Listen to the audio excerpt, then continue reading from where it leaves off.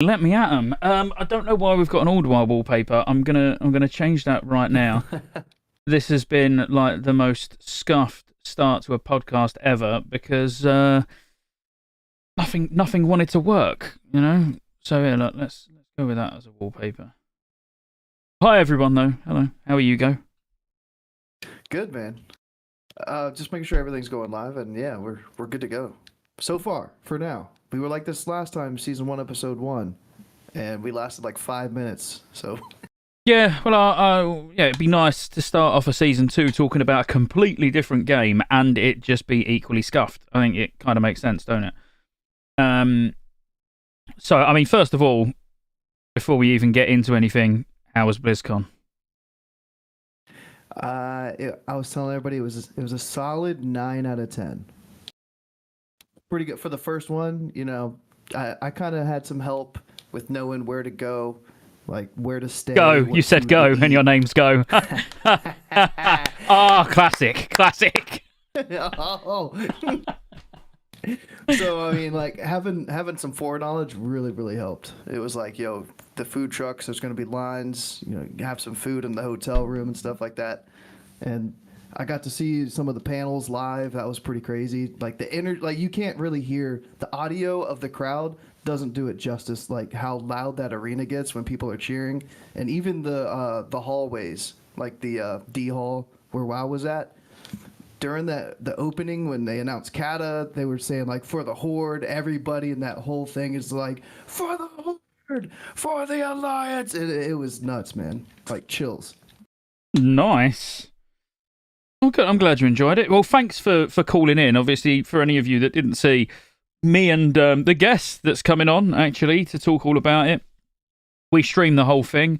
If you did catch it live, I can only apologise. I know I ended up in a...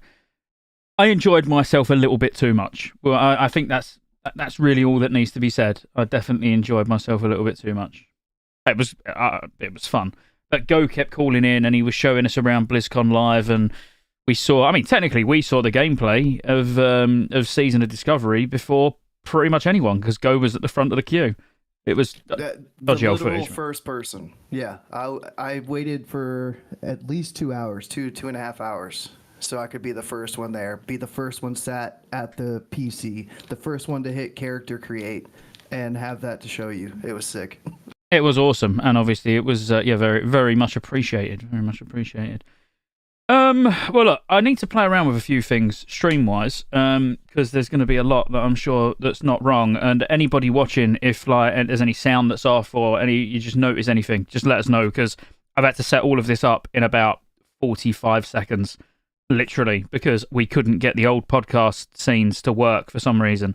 So we're going to reinvent this for episode 2, which will be next week, and obviously we'll probably keep this going, I reckon, for a good 3 to 6 months. Go. What do you reckon? I mean, realistically, we're going to have new things to talk about as they get discovered every week, aren't we? So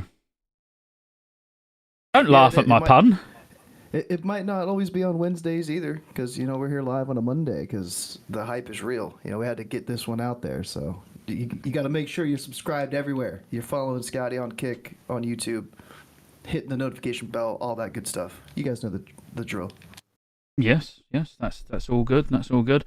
Right, well, talk to them what we're going to talk about today, while I just play about for a second, and then we'll crack on if you want to do the general housekeeping, because I haven't even got if anyone super chats, I ain't even got the featured thing up or anything like that yet, so I just need to set that up. Yep. We are talking all about Season of Discovery. I think Scotty and I and the guest. Did you say who's coming back on? For those that was watching they know. they know. Yeah. So we're all super hype about it. If you watched the live stream of my reaction to it, did I like Kata or Season of Discovery better live over the weekend? I was like, yeah, I'm leaning towards Cataclysm, but now I'm switching back, and I'm more hyped for Season of Discovery than Kata right now. So we're going to be talking for a good 3 hours, probably, or so. A nice short 1 hour stream, but it's going to be 3 hours long. Yeah, that's how we like to keep it. I I will get into the excitement soon. I don't want to talk about it yet because I want Jay to be here to witness what I'm going to say. Jay, oh shit, spoiler. Oh no. We've got some stuff we have to talk about and try to figure out what's Blizzard's plan. Like, there's a couple different level bands that they talked about and might have. I don't know if it was supposed to be told that it was level 25, 40, 50, 60. Or... Yeah. That was on the screen. That was in the classic the classic deep dive section. Oh, okay, yeah, I missed that one. Yeah, no, so we know that. There's quite a lot that we know from various different interviews and little bits of information, but it's been the same old story where it's sort of not really mattered what people ask. It's the same generic sort of answers that are being forced out. It's a bit like if you said to me, so Scott, what do you think about Season of Discovery? And I went, well, it's interesting you asked because with Cataclysm coming out, I really like killing Deathwing. It's like, well, that's not what I asked you, is it? So some of the answers felt really off like that. What's going on, Crixie baby? Great interview, by the way, bro. Yes, yeah, great interview. We might talk about some YouTube. Of that. Yeah. Feel free to put a link in chat, Crix, for anyone who's not seen it. We want everyone to know as much about Season of Discovery as possible. Yeah, because in that interview, he talked a little bit more about PvP stuff, even Wrath stuff, like when Ruby Sanctum is going to come out. I guess the beginning of next year. It's not coming out in 2023, so I thought it was going to be coming out in December. But my guess would have been mid-Jan, just purely because they're not going to release Ruby Sanctum until they start rolling out the buff, the ICC buff. So yeah, and I hopefully that's not too soon. Although I've got a sneaky suspicion it's going to be in the next couple of weeks, actually, but. We'll see. I think we'll see a buff in ICC before we see Season of Discovery. Because what they want to do is try and help most guilds get that little push. If that's all they need is that extra 5%, they want to give them that little push so they can play Season of Discovery. it kind of makes sense. But cool. All right. So usual housekeeping, like general stuff, which always applies. If you've got a question, odds are with so many people, normally saying stuff, your questions might get missed, but all super chats will be pinned on the screen and, we'll get to all of those questions. Other than that, enjoy. This is episode 1 of many episodes to come, all about Season of Discovery. We're going to get a guest on. This week is a bit more information-centric. We just want to get through as much as possible. We don't want to mess about. Whereas if you watched season 1 of Cubicle Chat, it was more about having fun. And the fun will come in future weeks when there is less to get through. But for now, we just need to get through as much as possible, Anything to add, Go? No. Let's get into it, man. Cool. All right. Well, do you want to introduce the guest? Because there's absolutely no way that I've leaked who it was anyway already. Well, I mean, we've got myself, we've got Jay, and we've got Jay. So we got GJJ in the house tonight. He hasn't got a fancy little green screen though, so he's just going to be sat up there in a little box. But hi, Jay. I do like my box. I've tried to put you in a nice little position, but you could do with a border. But that will come in future weeks. We can't afford borders in here yet. That's fair. How are you? Probably start with that. I'm good. I'm still a little bit happy and excited, but I'm sure we'll talk a little bit about that in a minute. Yeah, I have a feeling we might. Well, you've done. You can lead. You can lead. Go. You've put all the preparation in for this. You know what we're gonna do. So let's just fire away. All right. Well, since you're the guest, Jay, what class and spec are you planning on maining in Season of Discovery? I'm sure you're gonna have a lot of alts. We can get into those too. Just the mains for now. Let's take care of those. So, I think I'm gonna be playing Warlock. There's some tech that I've had confirmed that works. That if it does, I think it's gonna make Warlock just busted beyond belief. Are you just saying that because Crix is here? Like, come on, man. A little bit, but also because I just genuinely think it is going to be the strongest class in the game by a significant margin in both PvE and PvP. Are you going to be trying to tank with it or just DPS? No, so I plan on DPSing with it. Oh, No tank off spec, because I mean my plan is to of course go balance druid, and I'll just have a PVE and a PvP balance druid spec. No chicken tank. If it's possible, I wouldn't mind. I mean, I forget what it's even called. I know there's a word for it. I'm just too Bad? tired to think of it. Panzerkin. No, bad. Panzerkin. Yeah. I mean, I would do it. I haven't seen anything that's hinting towards that yet, but the feral stuff looks like they can use balance druid stuff. So I mean, it's like, what? I mean, if I could use some bear stuff, that'd be cool. I'm gonna need that feral charge for PvP. That's sick. So what's your overall thoughts? This is what I'm interested in knowing.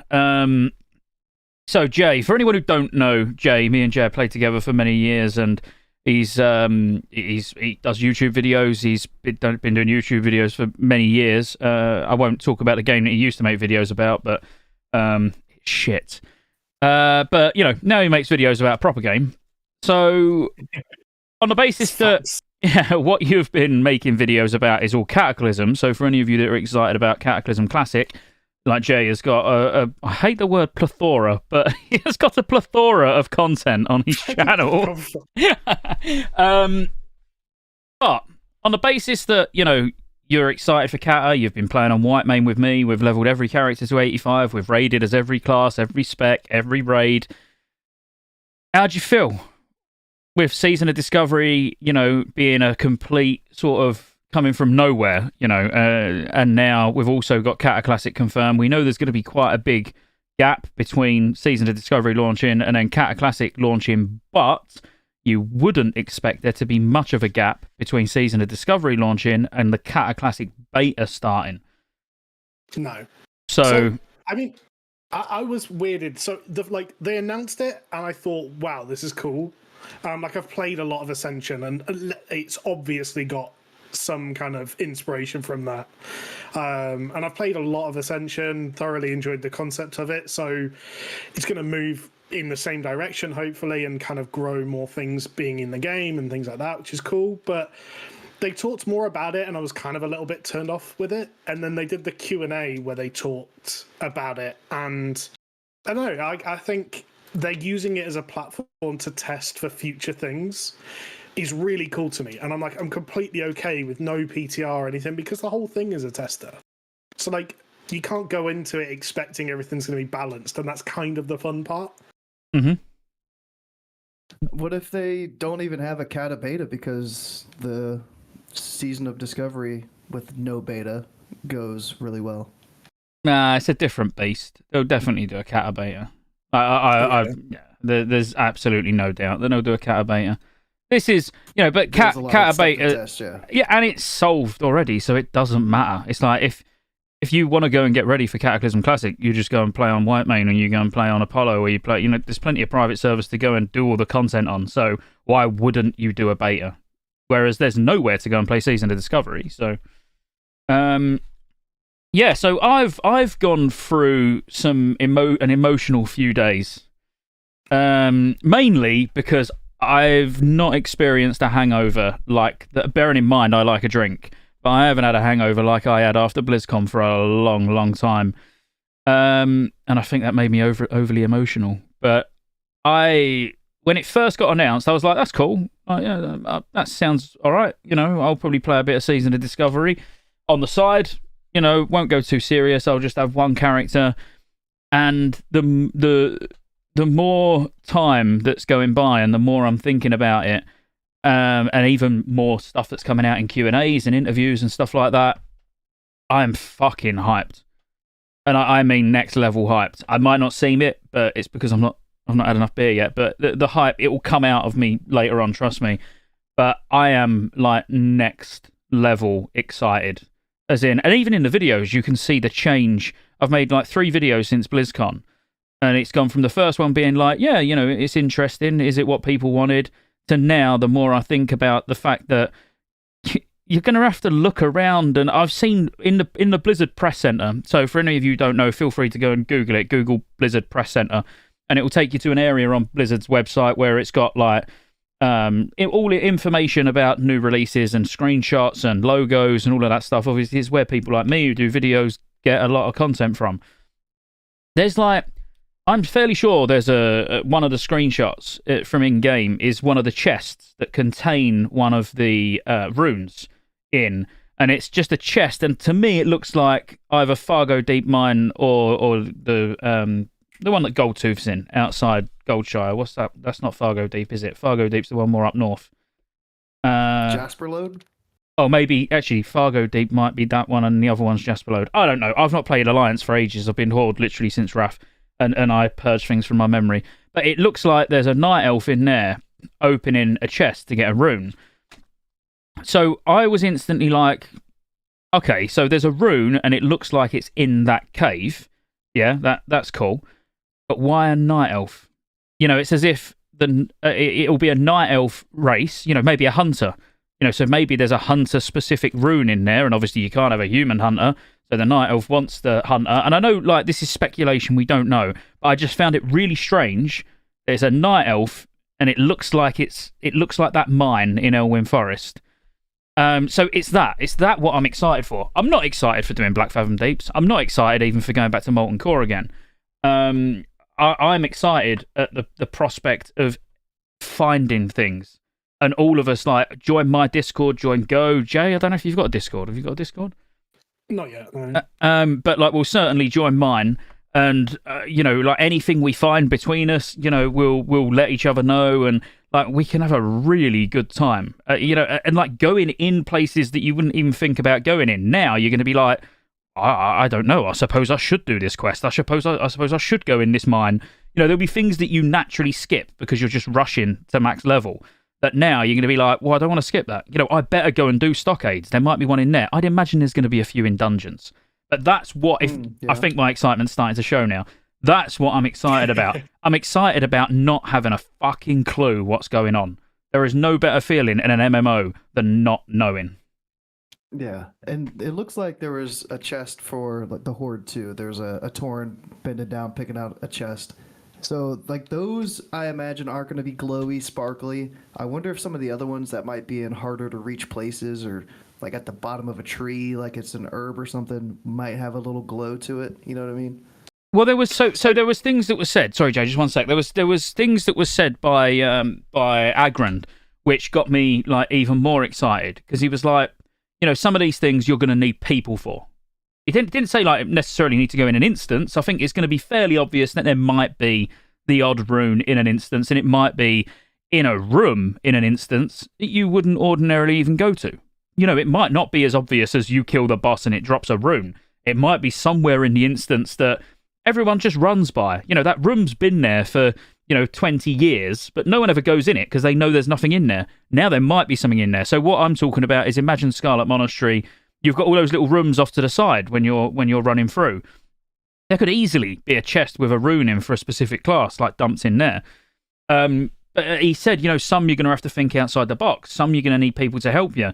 It excites me. I just hope it doesn't disappoint me.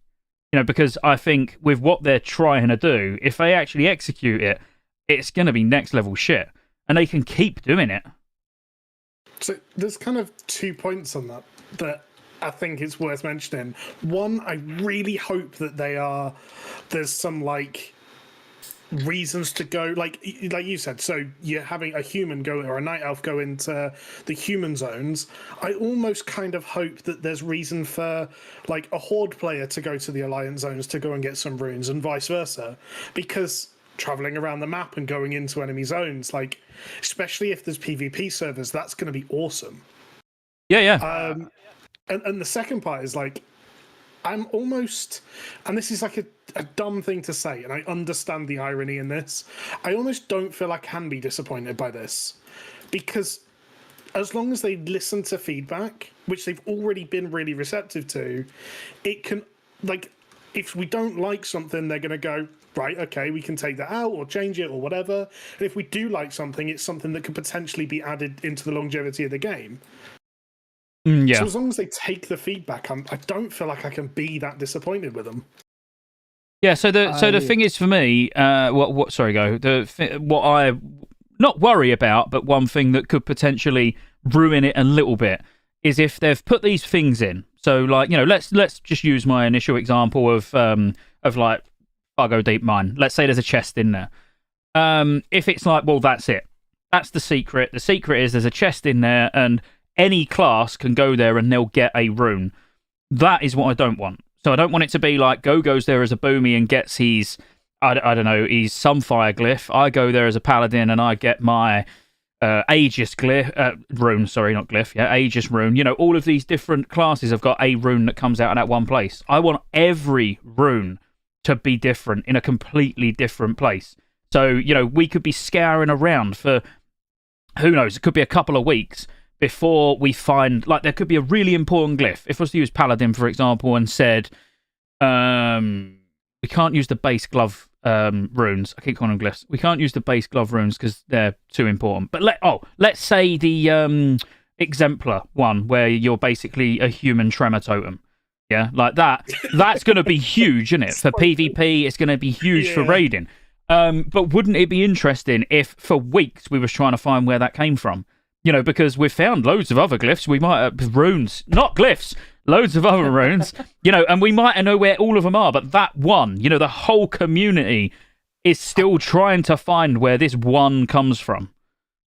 I hate to disappoint you, but they have already talked about this and announced how it's going to be. Well, go on then. They've already said that they will be shared. So yes, some will be shared. Yeah. Oh, some will be shared. Yeah, so I reckon gloves will be shared, like because they're. I thought they did say all, but okay. Hang on. Well, we want confirmation. Is it all or some? It was some of them, because Gred was saying how you might come across like a dead body on the ground, and then you could interact with it, and you might need 2 healers to help you out with it or something. But it could be different classes and specs, and everybody would get their own rune from it.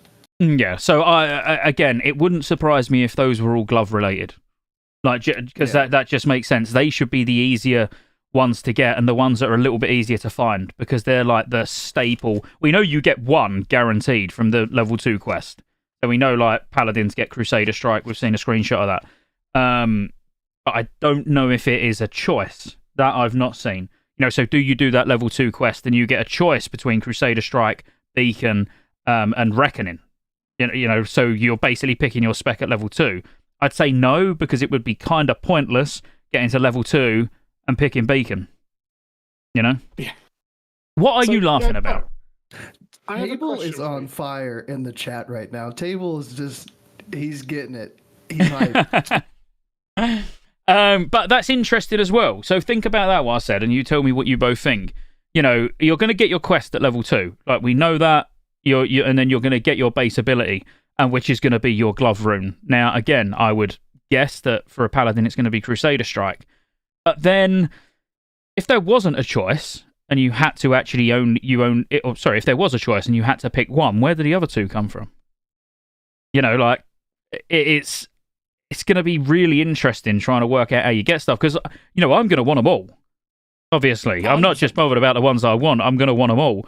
That's why I feel like I think the first level 2 quest is going to be something that helps you kill. But then, where Beacon of Light comes from, you're going to need that to heal, to heal properly, and you're going to need Reckoning to tank properly.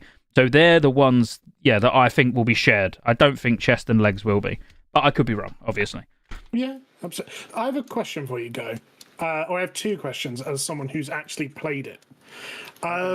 Can you see other people's runes when you inspect them? I wish I had inspected somebody. I don't think I even tried. Does anybody know? Because it does show. When you look at the character screen, you can see a little symbol to show that it's got a rune on the gloves or the legs, and I would guess that you can then highlight that. Your personal one. It's on your personal one, but I would guess if you inspected someone, you would be able to see what that rune is. I'd be surprised if you couldn't. So, I mean, not to be the fun police, but like I'm looking at this from a PvP perspective, and obviously one of the first things that we saw in Ascension was people having like a weak aura or something that could read what someone else had. So you went into a PvP fight and like you knew then what the target had or whatever. Yeah, we'll have that weak aura. Yeah, 100%. Yeah. So whether you can so the inspect them second or not one was- don't matter.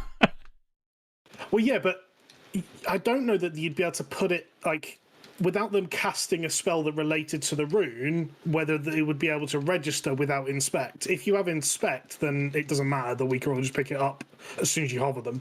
Well, James has said it has a little box in the character sheet, so yeah, I don't know whether that's it. It will be inspectable. Like it's got to be because it would be pretty bad if it wasn't, wouldn't it? Yeah, like you've got to be able to. Like, I want to inspect Go and tell him he's doing it wrong. Like, what fun would there be in me not being able to do that every single time we're in a party?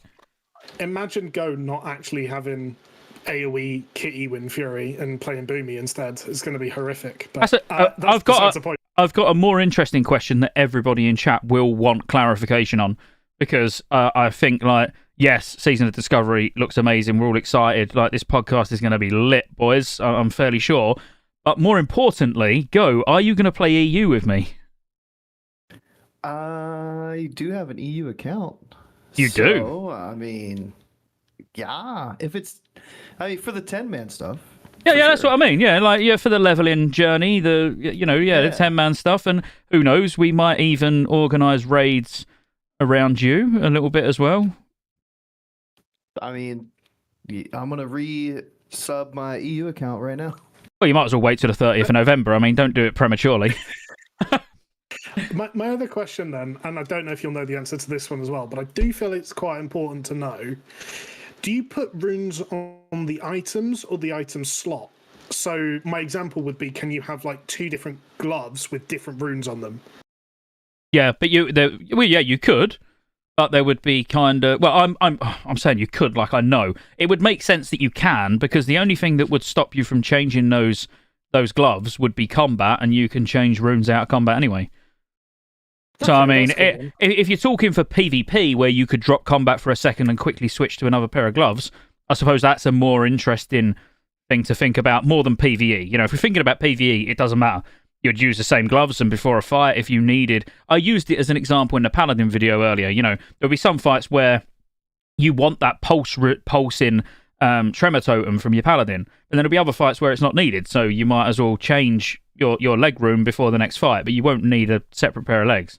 In PvP, if you was to think about a rogue, getting some distance, dropping combat, going back into stealth, quickly changing their gloves to another one, another set of gloves, yeah.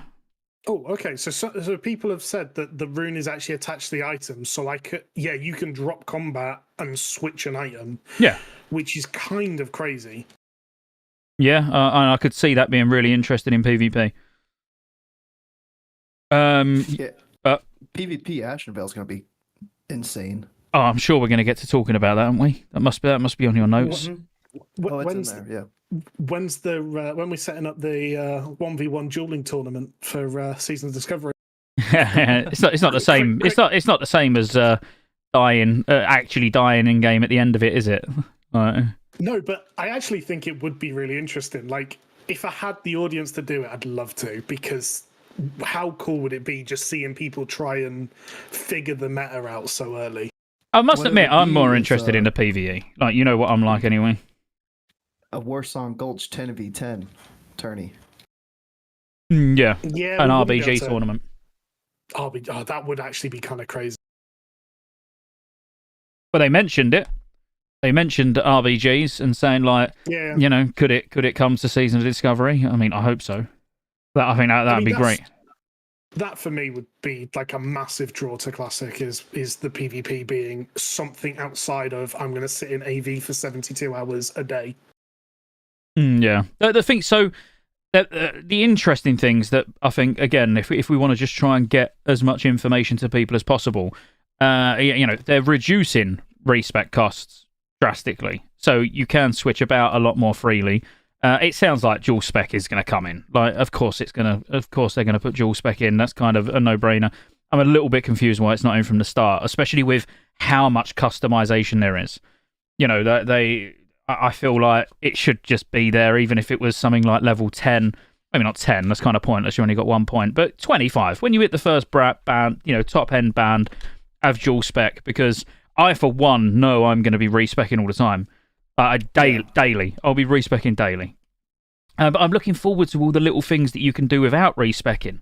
Having the possibility of being able to actually tank really well, but be full ret. But because you can pick up the Aegis rune, and you could switch to using Reckoning on your gloves. There's going to be it's going to be great. There's going to be so much weird shit. And think about getting Reckoning, as in proper Reckoning, where you become a Reckoning bomb in the prot tree, and then having Divine Storm and Crusader Strike and everything along with that. It's going to be bonkers. Like, I'm probably going to level about 10 paladins. I know what I'm like. I know I'm going to do one, and I'm going to be like, I'm getting bored of keep going back to Stormwind and respecking. I'll just level another one. Get all the runes again. I know where they are now. I mean, you said you were going to be doing Horde and Alliance, I think, Scott. Yep. But do you think one's going to have an advantage over the other one? I know it's super early, but do you think people are going to flood more towards Horde or Alliance at the start? I still think maybe it'll be balanced. I still think Horde have got the better racials, haven't they? I'm actually going to go the other way, because I think Chamois are particularly screwed over by Season of Discovery. I actually think that now that you're going to have Feral give Wind Fury as well, bearing in mind that Chamois won't have Wind Fury because they won't have unlocked it yet. Oh, that must be there. You must be able to get it. There's no way you'd be able to get it from a rune for Feral, but Shamans ain't got it. Well, they've not said anything, and I mean the other one then for Chamois is they get dual wield specialization, which is great and allows Storm Strike to hit with both weapons, but we don't unlock Storm Strike until the end of the talent tree. Yeah. Oh, level 40. Yeah. So we just completely lose a rune for no reason. Yeah, I think there'll be a lot of changes, and I've said it. You've got to strap yourself in for lots of hot fixes. They said in the Warcraft wiki Q&A, we'll try and just let it run. We'll make changes if we need to, but it's going to be change after change after change. There'll be hot fixes every day, which is good. But that's the price you pay for not having a PTR or a beta. I know what I'd rather. I'd rather things changing constantly. It's gonna feel new. I've cried for it for so long with Classic that I'm the sort of person that would happily go through Cataclysm starting at 4.0. 4.0.8, and then work your way through with all the changes. So the metas will shift. Classes will become stronger, weaker. I like that. It makes it feel, a little bit. It's still predictable because we know what's going to go on in advance, whereas we haven't got a clue. Just from that testing that was done at BlizzCon, we haven't got a clue how difficult some of these runes are going to be. To get. We don't know how powerful some of these classes are going to be.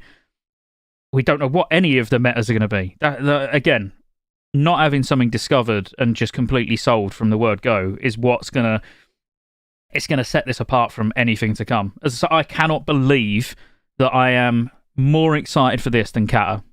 I had to reply to a comment on YouTube earlier because the guy, one of the guys said, just admit, Scotty, you're looking forward to Season of Discovery more than Kata. And I had to reply, and I was like, mate, I don't like saying it publicly, but you're right.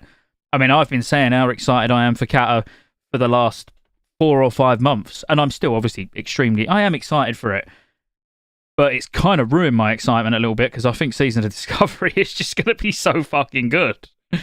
So the thing I'm looking forward to more than anything is the fact that there's 8 runes for every class that we don't know about in the game. Yeah. So the first time 25? Yeah, so there's 20. They said that each class has 20, and there was only 12 available during the PTR during the BlizzCon test. The alpha. So, the first time that you see someone running around with an ability that you just don't recognize or whatever, it could just be completely a new rune. So, the first people to find them are going to be there could be so many different things in the game that we just don't even know about as well. What I really hope that they don't do, and I don't think they will, but I really don't hope when it comes to the level 40 being raised, they do a PTR. I really hope that they stick to their guns and they're like, Because this could launch as an absolute shit show. We do have to bear that in mind. And that's not me being negative about it. I've already said how much I am genuine. Like, the 30th of November can't come quick enough. If I could go asleep now and wake up on the 29th, just so I got time to go to Tesco's and buy loads of gin and loads of snacks, like, I'd be happy. But I don't want them to be put off. I don't want it to have a really shit launch and people are complaining about balance and all of that. And then they go, all right, well, yeah, next time we will have to do some testing. Because that will then ruin it for me, probably. Another thing was they were talking about stuff being data mined, but not being able to interpret what that data actually relates to in game. But still, like, I kind of hope that add-ons are hard to develop for this and are like way behind the curve, or maybe that like the add-on doesn't come out until after the next level band comes out.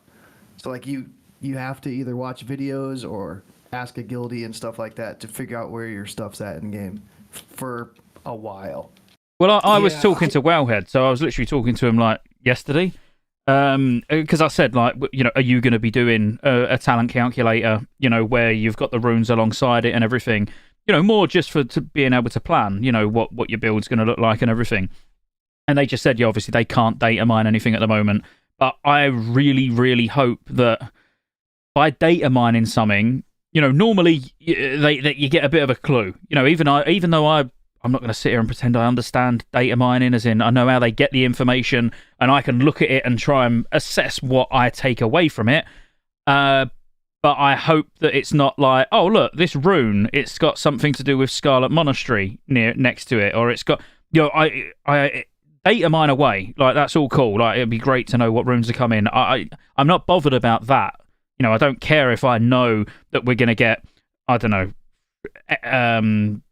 Templar's Verdict, or we're going to, I don't care about what abilities are going to come. I just don't want to know where they come from. I want us all to experience that for the first time. So even if the stuff can be data mined in the future, I just hope it's not data mined in such a way that it ruins it and we all go, oh, look, that's been data mined. We'll just run over there and grab it now. That would be really shit. So I'm hoping Blizzard obviously understand that and make sure that can't happen. I mean, let's face it, they've kept a hell of a lid on it, considering, like, I don't think anyone expected Season of Discovery at BlizzCon. Oh, no. I mean, I expected a season, and I knew it'd be very different from Season of Mastery, but yeah, I didn't expect it to be quite this wacky. Not at all.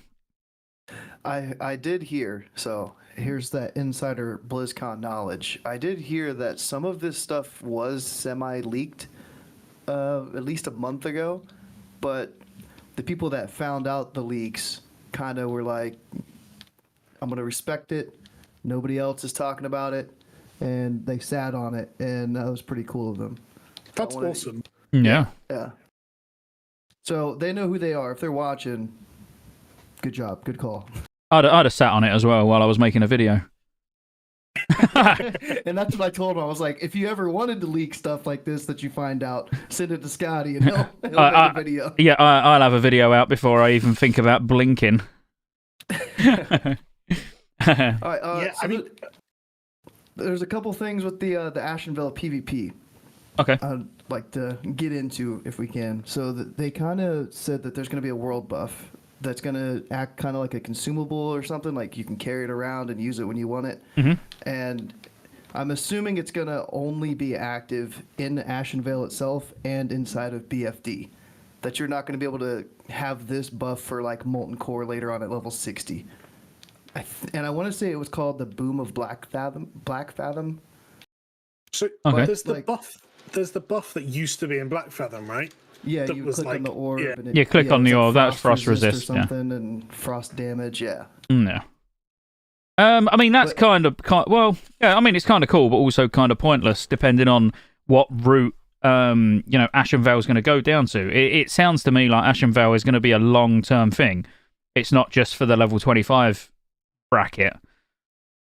Is that right? Have you heard anything different? Oh, for that, I don't know. Like, I was wondering, how do they scale that up? Because it's open world. So if a horde's trying to level there, and then there's level 60 alliance guards, and you aggro them because you're running to try to do a quest or get a rune, that would feel kind of bad. Yeah, oh yeah. So I it's like, suppose, does yeah. it scale or does What- it just stay 25? Yeah, what actually then, yeah, now you've said that, like what really makes sense would then be for like the level 40, when we go to the 40 bracket, if we was to say that Strangleform Val. And then now that's my God, I now haven't even thought about it. that's gotta be. It's gotta be. Like that would then be No, the that's a PvP zone. nightmare. That would be amazing. Well the thing is, It's Oh, already its my own God. raid. you need something there, don't you, that's gonna if we're saying, well, the world buff is gonna be associated with the zone almost, we're saying BFD would be associated with Ash and Val PvP. And the And raid yeah. So if for the associated with it, yeah. yeah, so level 40, you could almost have like Zul'Gurub being the level up raid and STV being the zone. I'm trying to think where else you could do it. Maybe Desolus, and then Moradon could be the level up raid. If we want to talk about the leaked dungeons, Stranglethorn still does kind of make sense. Yeah. What was it? There's a teleporter. I'm trying to think. What? Gnomragon. Yeah, that would still make so sense. There was a teleporter. Yeah. That would make sense. I mean, it's only a teleporter for Horde, though, isn't there? Yeah, but they could make that Horde alliance, couldn't they? Yeah. So you could have STV and Gnomragon attached quite easily, yeah, because Booty Bay's got the teleporter. And Booty Bay would be people's main hub. Oh, I'm so about it. I've sold myself on this already, and it's not even announced. No, that absolutely could work, because when you think about the other zones, you could have, as I say, Desolus being the PvP zone, which I got to be honest with you, STV would be kind of like the obvious choice, because everyone knows like STV ganking is like, it's a piece of history, isn't it? Legendary. It's like, so being STV being the next PvP area would make sense. But then doing something a bit different with a zone that's not used that much and is pretty empty, like Desolus. Desolus, and having to, do like PvP objectives. Imagine, like you've got that Kodo escort quest in Desolus where you have to escort the Kodo caravan thing. Like, it feels like you're escorting it for about 7 weeks, but it's actually only about 20 minutes. Imagine you had to do that in PvP. So you was moving stuff. Yeah, it's a convoy. You're moving from one side of the map to the other. And then the level up raid was Moradon, which sits not quite at the right level bracket, but, it's close. What other zone would work? You're talking about just level 40? Yeah, so the 40 bracket. Yeah, I said Badlands potentially and Alderman. Badlands, Alderman. Yeah, Badlands and Alderman will work as well. I'm only thinking, I'm not saying this is even, it might not even be what, the lines they're going along. It's more the fact that, Go said it's only going to work in Black Fathom Deeps, and, Black Fathom Deeps is in the zone. Yeah, so if we was to go along them lines, then it would need to sort of follow suit, wouldn't it? All right, so it's going to be Terran Mill and South Shore, and then the raid is going to be Scarlet Monastery. So they're kind of close to each other. Yeah, that could work as well. Hillsbrad would be a fantastic place for a PvP zone as well, because that's as legendary as STV. Oh, well, they done the anniversary event, didn't they? They done the Hillsbrad versus Terran Mill, or whatever it was called. But yeah, that could be good. But I really like, actually, what... hang on, I've got to scroll up. Who said it? Better Swamp of Sorrows and Sunken Temple, like for maybe level 50. Yeah. Because Swamp of Sorrows, again, is a very underutilized zone. That could be quite a cool one. And Sunken Temple, I'm not being funny. That's one of those... I love that dungeon. That's actually one of them that I really, really like. That as a 10-man raid would be sick. Yeah, absolutely. And someone said you your could class make... quest could give you a rune. Go ahead. Oh my god, that's a good idea. But yes, I'm not even going to try it. Darth Vader said like your PvP could be based off your Centaur factions in Desolus, and that would make me very happy with life. That would be great, because I am one of the sad people that have grinded that rep. I've told you all before so many times, and everyone thinks I'm mental, but Desolus is one of my favourite zones in WoW's history. Literally one of my favourite zones ever. Which I don't even... Well, I do know why. I've told you the whole story of me getting Gut Ripper when I was a noob. As in, like, brand new, game hadn't been out that long, and I got a Gut Ripper, and I was like, telling everyone, this is where it drops. I'm telling you, like Gut Ripper drop, this is where it drops. And I grinded in Desolace for about 2 weeks trying to get another one, thinking like, why is it not dropping again? Like, what is this? So Jay, you just made me go down a little rabbit hole here. What if every level band takes on the same path as Ashenvale, where Ashenvale is giving Warsong Gulch rep, because you mentioned rep with centaurs. Oh, I somehow connected that. So then Basin is level 40, and then what's the next one? There's AV would be 50. Yeah. And then when you start thinking about the zones, each one. Yeah, that would be interesting, because then you would have a Arathi Basin, but that could tie in nicely, because Arathi Basin is Arathi Highlands. Next door to that is South Shore, and next door to that is Scarlet Monastery. So technically, you could have all the PvP going on, even if it was how good would it be if it was across both zones? You know, it was across South Shore and Arathi Basin. But even if you just had it in South Shore. You know, the PvP zone's on one side. The battleground is on one side. So you'd get the rep from that, and then the level up dungeon is on the other side. And that wouldn't affect, anyone outside of those zones. That's interesting.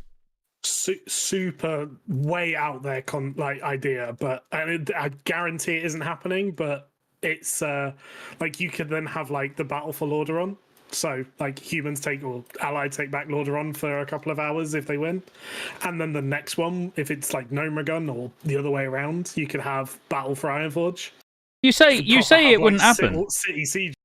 You say it wouldn't happen, but they've quite openly said, they will be adding content, and they're up for adding content across these bands. So I don't think we can truly take anything off the table. I mean, I didn't want this to turn into a speculation podcast. That is not what we're meant to be doing. I did. Oh, yeah. Well, it's interesting to think. You wanted information, yeah. Yeah, I know. It's more let's talk about what we know, and try and focus on the level 25 band, because I'm sure that's what people are interested in.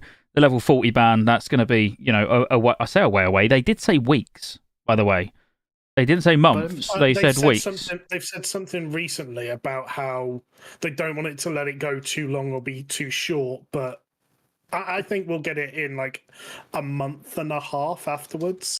Yeah. If people aren't finding their runes, though, do they let it go for another week or two until people have figured out where all their runes are coming from, so people aren't behind on getting one of their better runes that's going to help them at even... I don't think they'll know their self yet. And that's not a dig at them, but I just don't think they'll know themselves. And I think just letting it breathe is the right way to approach this. Let it get some traction. Let's get over the first, week or so of launch where things might not be as great as we want it to be, and then it'll start getting some good press. People will start playing. I think it's going to be a hit. And I'm not just saying that, because, I really wanted to walk away from BlizzCon being fuck that seasonal server, I'm not playing it. Let's crack on with Kata. And I've gone the complete opposite way. But like I've always said, I'll play what I enjoy and I'll make content about what I enjoy. And I think that's going to be this. Have they confirmed that the other dungeons are in the game? I presume so, but is it 100%? I've not seen it confirmed, but I would assume yes. I would assume that you absolutely can get to Rage... Exactly, you absolutely can get to level 10 and then go and do Rage Fire, and everything else should be business as usual, pretty much. It's just... They said you want to get your pre-raid BIS for pre-raid BIS, BFD, so would that just be from Quest if there's no dungeons? I think everything else will be the same, literally. But how fun is that going to be? Even just going into Wailing Caverns or Dead Mines, man. Going into Dead Mines with me as a paladin, having Divine Storm and shit, that's just... it's just so good. I've not even got words. It's just going to be so fun. Yeah, I'm cool. You said it about Pally Tank. Righteous Fury, Divine Storm, you're going to have zero threat issues. Yeah, and you're going to be doing some healing as well. Yeah. Yeah, it'd be great. Chris gave a super chat, sorry. Yeah, I've got it on screen, asked, do you think Blizzard will prevent people at 25 from entering zones above level 25? And yeah, they said that they're not going to restrict your zones that you can go to. So if you think you can go farm a quest that you can get at level 25, that's really a 35 mob, because there are those things out there, then yeah, you can go out there and get it. they're not going to put runes out there. I'm pretty sure they said too. That's exactly what they said. Yeah, they said that there will be no phase 2 runes in the game from the start. So yeah, you can't try and be clever and get 20 of you from your guild to go and, I don't know, start killing stuff in STV or whatever. Yeah, you can go to the higher zones, but that's I think they specifically said you can get a group together and go and kill monsters. So if you wanted to start getting, what I thought about from that instantly was you could get a group together and start farming higher level cloth, for example. To be able to get tailoring a bit higher, to get access to different items, and you could get a group and go and skin higher mobs, and there'll be weird shit that like people ain't thought about that we'll be doing. So your profession's ready.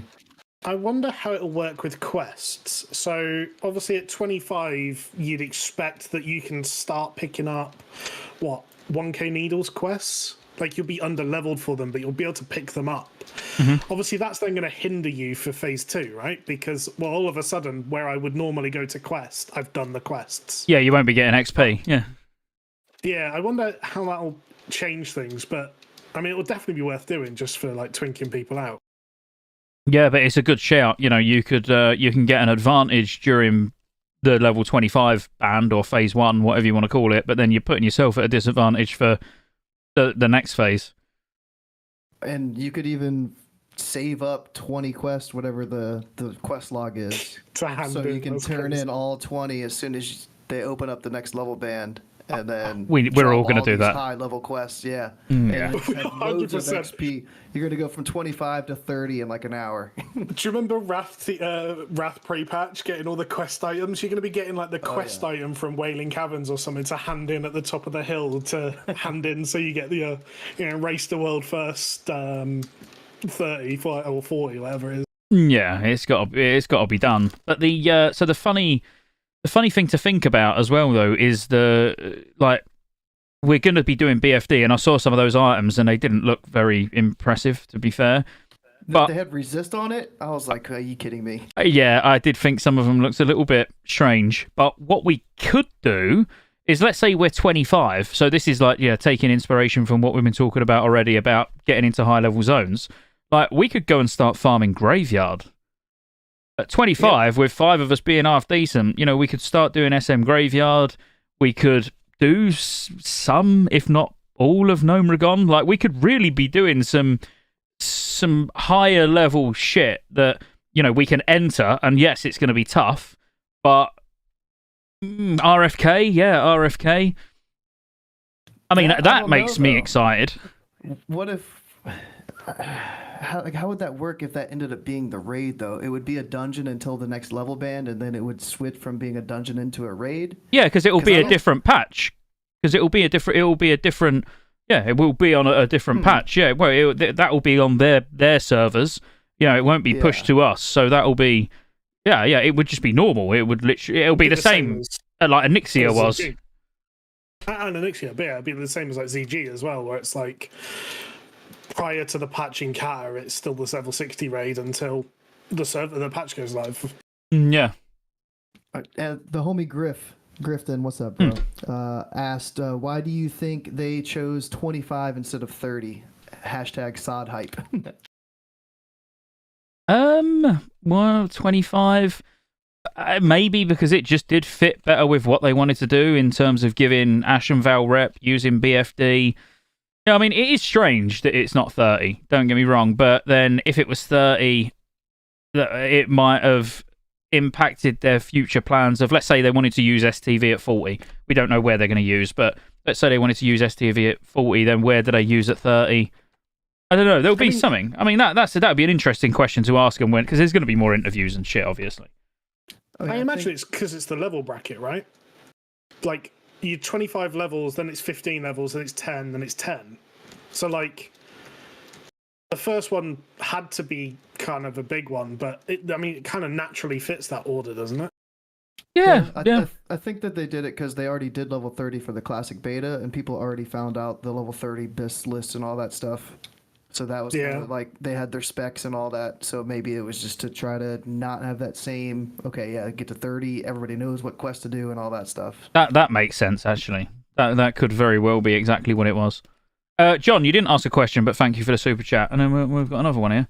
I mean, I'm gonna start doing loads of. This is not a plug, so you all join as members, but I have mentioned it in various videos. I'm going to be doing a lot of members only videos over the next. I don't know, at least the next 2 months, where it's going to be stuff where. A bit like this sort of stuff. You know, Go might be on it, Jay might be on it, but where it's not public and we are just sort of spitballing what sort of gear we want to get, you know, dungeons that we're going to try and do. More like just theory crafting, if you like, you know, for a bit of fun. So you members can look forward to that. And we kind of covered Chris's latest super chat. What about hired dungeons and getting gear from those dungeons? So yeah. Well, I think what Bedder said, trip runner dungarees. I mean, like, yeah, getting trip runner dungarees at 25 is possible. You know, you can get the quest at 25. Obviously, it's actually killing the last boss in Gnomeregan that's going to be the difficult part, but it's going to be interesting. I'll be honest, I've started making my best list for Warlock. I started for Balance Druid. I kind of got disappointed and stopped, though. I know exactly what I'm going for my 4 rep. int versus 6 int. Which cloak do I want?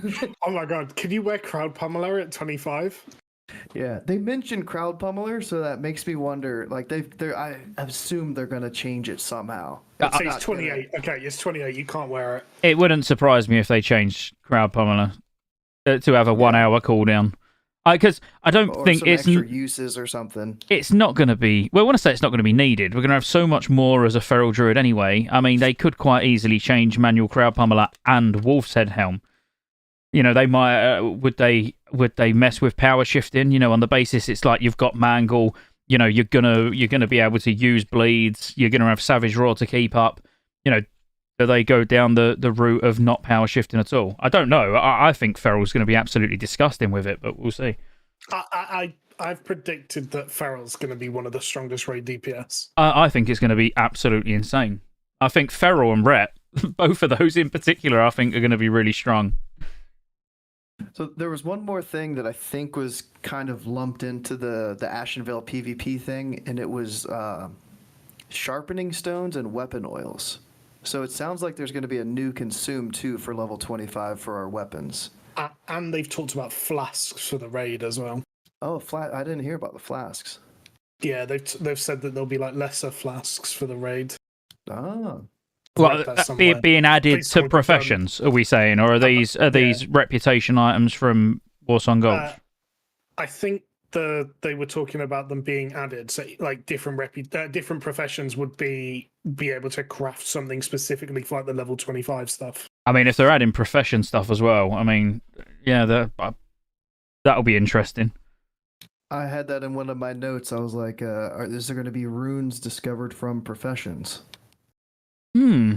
Potentially, that would be crazy. I genuinely hope there's like a cow level-esque hunt for a certain rune. Like, I don't care if it's like the same, like a rune for everyone, so everyone gets a rune at the end of it. I just hope there's like a long quest chain or a long series of events that have to happen to unlock like a rune. Can you imagine if there was one a little bit like when you used to do holocrons on Star Wars Galaxies? So it was like you would unlock Jedi in Star Wars Galaxies just on a random profession. So yeah, it would already be written in the stars before you actually started, you know, going, but you didn't know what profession it was meant to be. Can you imagine if you just had to just keep maxing professions until you actually ended up getting that rune that you want? Now, if it was just a single rune for each class that came from professions, but basically you create your character and it's already set in stone that you need to max level work in to get this rune, but you don't know that. So you're just maxing professions constantly, then dropping it. Like, that didn't do it. Next profession, dropping it. Like, it'd be disgusting, but it'd be funny. It sounds horrible. Yeah, it would be horrific, but it would be a really good troll. I'll make it even worse. The worst thing, and I know we're not supposed to speculate here, sorry, but I have to. What if it's something like the AQ Gate event, where your faction has to turn in a bunch of stuff, and then like your entire server gets access to one rune, like a server rune. So you turn in 500 bandages, you turn in 500 feasts, and then everybody on your server gets mailed one of your runes. Like, I kind of hope that Exalted Warsong Rep gives a rune. I mean, they've gone quite heavy on that rep, so I would have thought so. Yeah. It would be weird if it didn't. But they also said they're adding new items to Warsong Gulch rep as well. Yeah, level 25 items, yeah. Which, even that's cool. You want to do the next super chat? Yeah. I mean, I'll read it. I don't know if I have the answer, but John, why did they give Alliance Wind Fury with Druids being able to have it, but not have Horde get pally buffs? Question mark. Well, there's nothing to say that Horde haven't got pally buffs. That was just what we could see on the alpha, right? Well, Yeah, so like I said, there's another 8 runes for every class. So that's a lot of runes that are still to be added into the game or discovered. yeah, and you can't get Might because you're going to have Horn of Lauder on. Actually, no, but then that must be on someone else's. Someone else must have the equivalent buff. It could be a rune that we ain't seen yet. Horn of Lordaeron replaces Strength of Earth Tome, right? And it's exclusive with Blessing of Might. It actually said. So why wouldn't you be able to get Blessing of Might? I don't know. I didn't quite understand that bit myself, and until I see it, I don't know. But and Shaman got Salve. I mean, Salve is the only important one anyway. Literally, that is the only important. Is it going to be important? I mean, we say it's important. It's important in vanilla, but is it going to be important in Season of Discovery, where you've got paladins and all of these specs that are doing ridiculous amounts of increased threat anyway? You've only got to look at bloody the glyph of reckoning, rune of reckoning that goes on the gloves for a paladin. That's a ridiculous increase in threat on top of Righteous Fury anyway. Like threat, I don't. We'll see, but I don't think threat's going to be that much of an issue. If we're doing unbuffed content, especially once we get to 60, like the additions to Warrior, Fury Prot is just going to be absurdly good. Yeah. I mean, the bosses felt like they had a lot of health in BFD, but then now that I'm like, we're gonna get all these extra additional runes we don't even know about yet. People are gonna have all these enchants, these consumes, these flasks. What gear did you have on the test? It was pretty bad. Like, I didn't even have a neck on it, but a neck dropped from BFD. I think there was like trinkets. I might not have even had trinkets. It was pretty bad gear. Like, it was just a couple int, couple stam. And you've got no add-ons. You're really limited. Yeah. You've got no clue what's going on. You're playing with people that you don't know. It's going to be completely different when we get the boys together and we go in there. It's going to. I don't think it's going to be difficult, but I also don't. This is a really strange version of me that you're getting to talk to at the moment, because I'm all for difficult content. I always have been, and I always get shit on in YouTube comments for it. Because I like challenging raids. I like wiping, numerous times and working out what works for the particular group that you've got. But I don't think difficult content quite sits in Season of Discovery for me. I don't think that's not what it's about. So, it would be nice for it to be challenging still, don't get me wrong, but I don't expect us to go into BFD at 25 and struggle.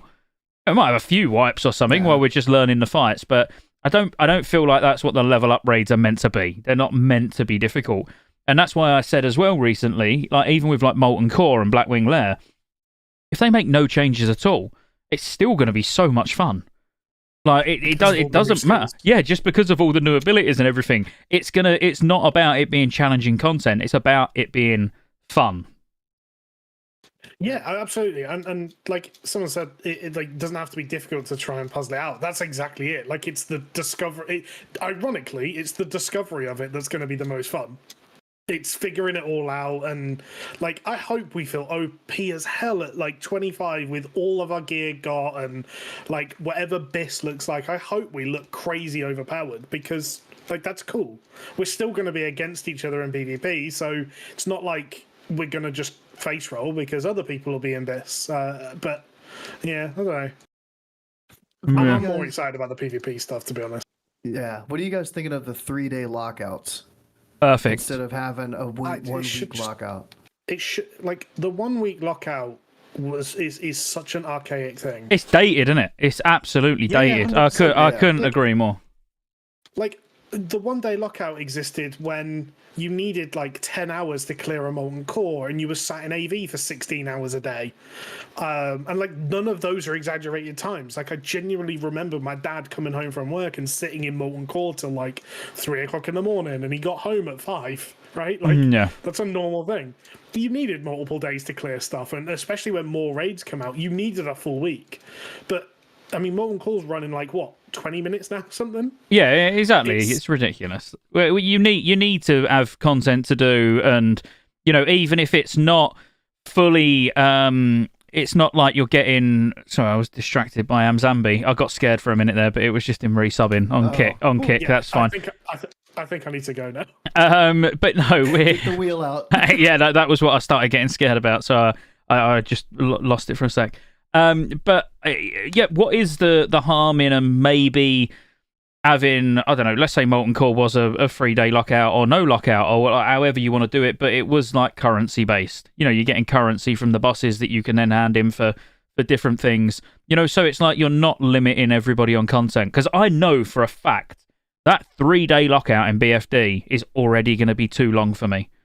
I know it. I know I'm going to do it once and I'm going to be, man, that was fucking awesome. I can't do it again.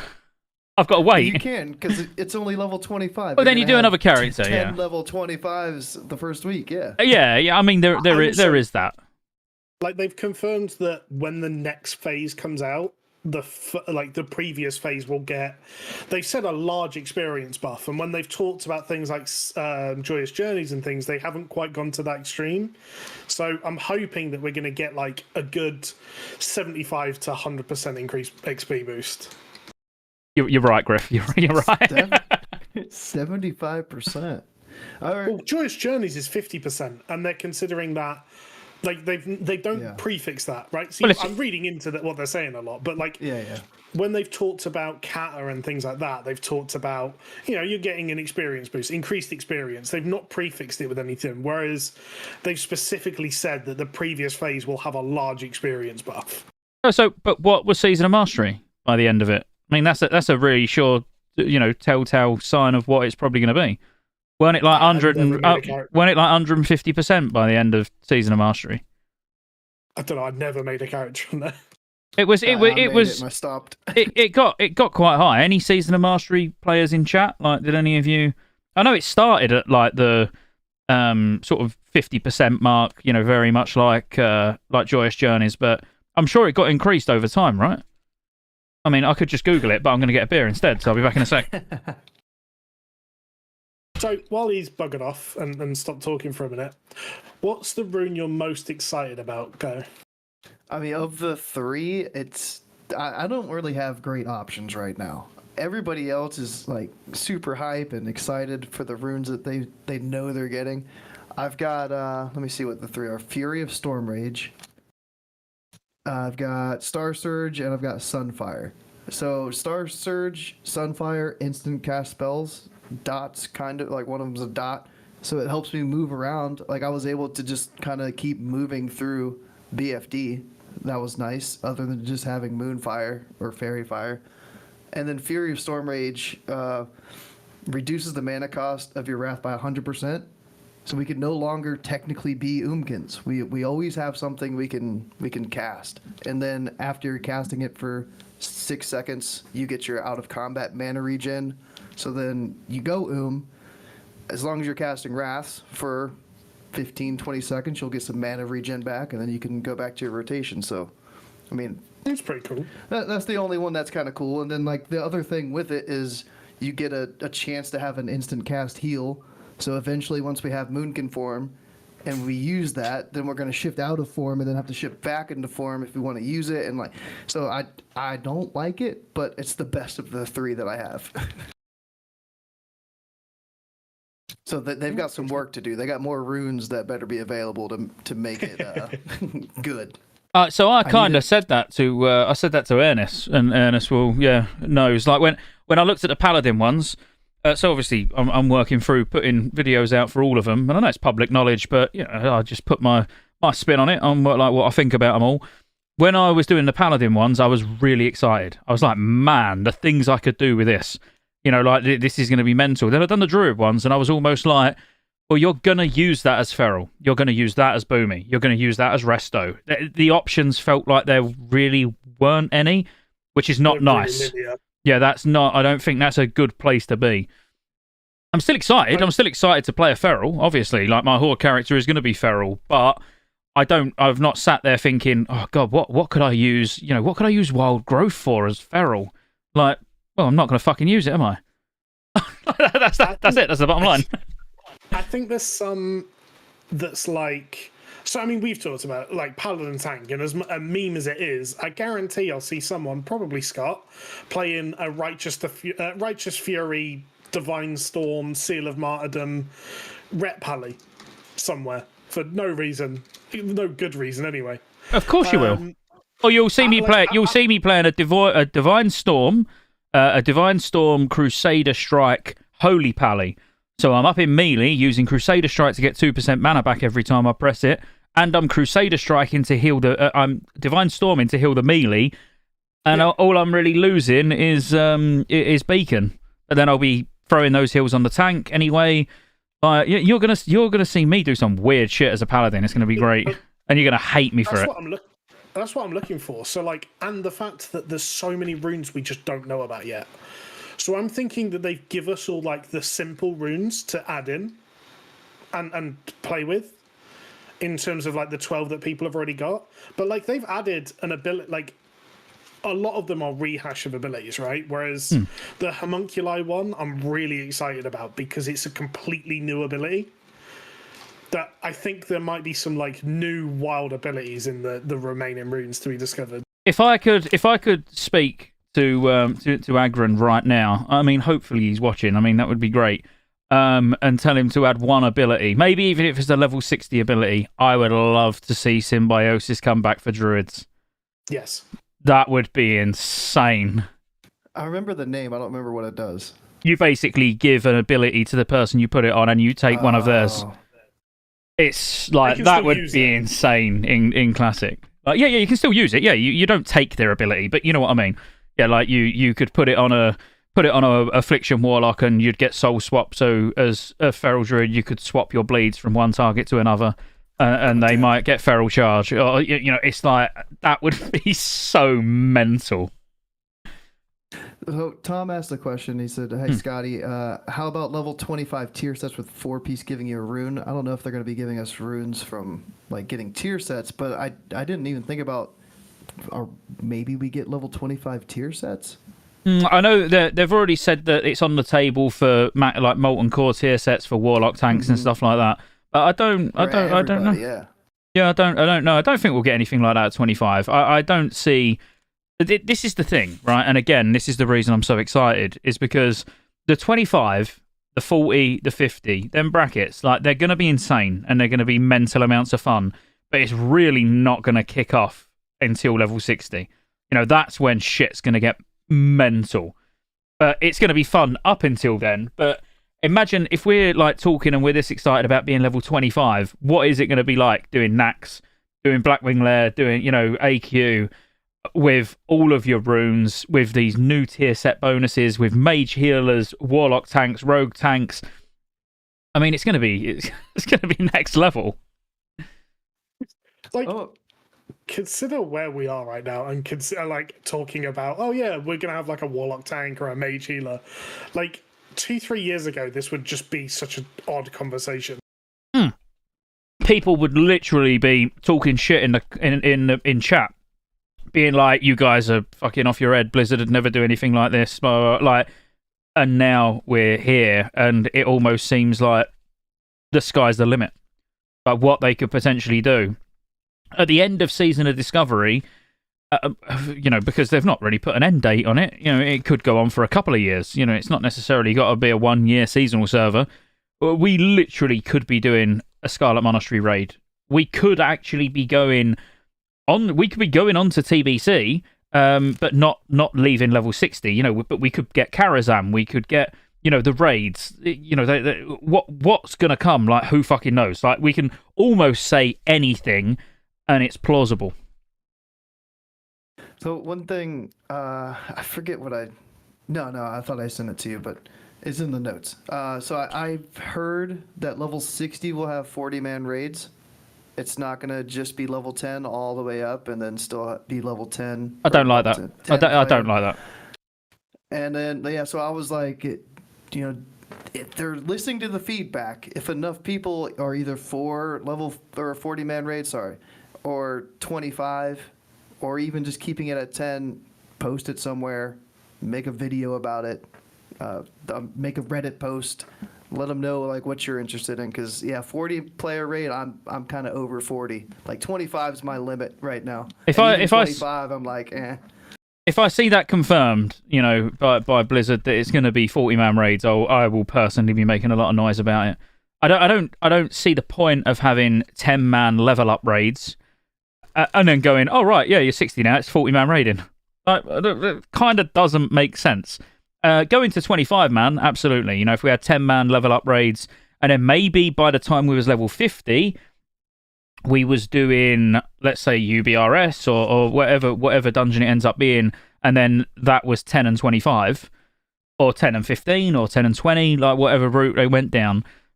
I don't want to. I can't speak for everyone because there's going to be loads of people that love 40-man raiding, but I still feel personally like there would be more people that would enjoy doing the same raids again, Molten Core and everything, but it being 25.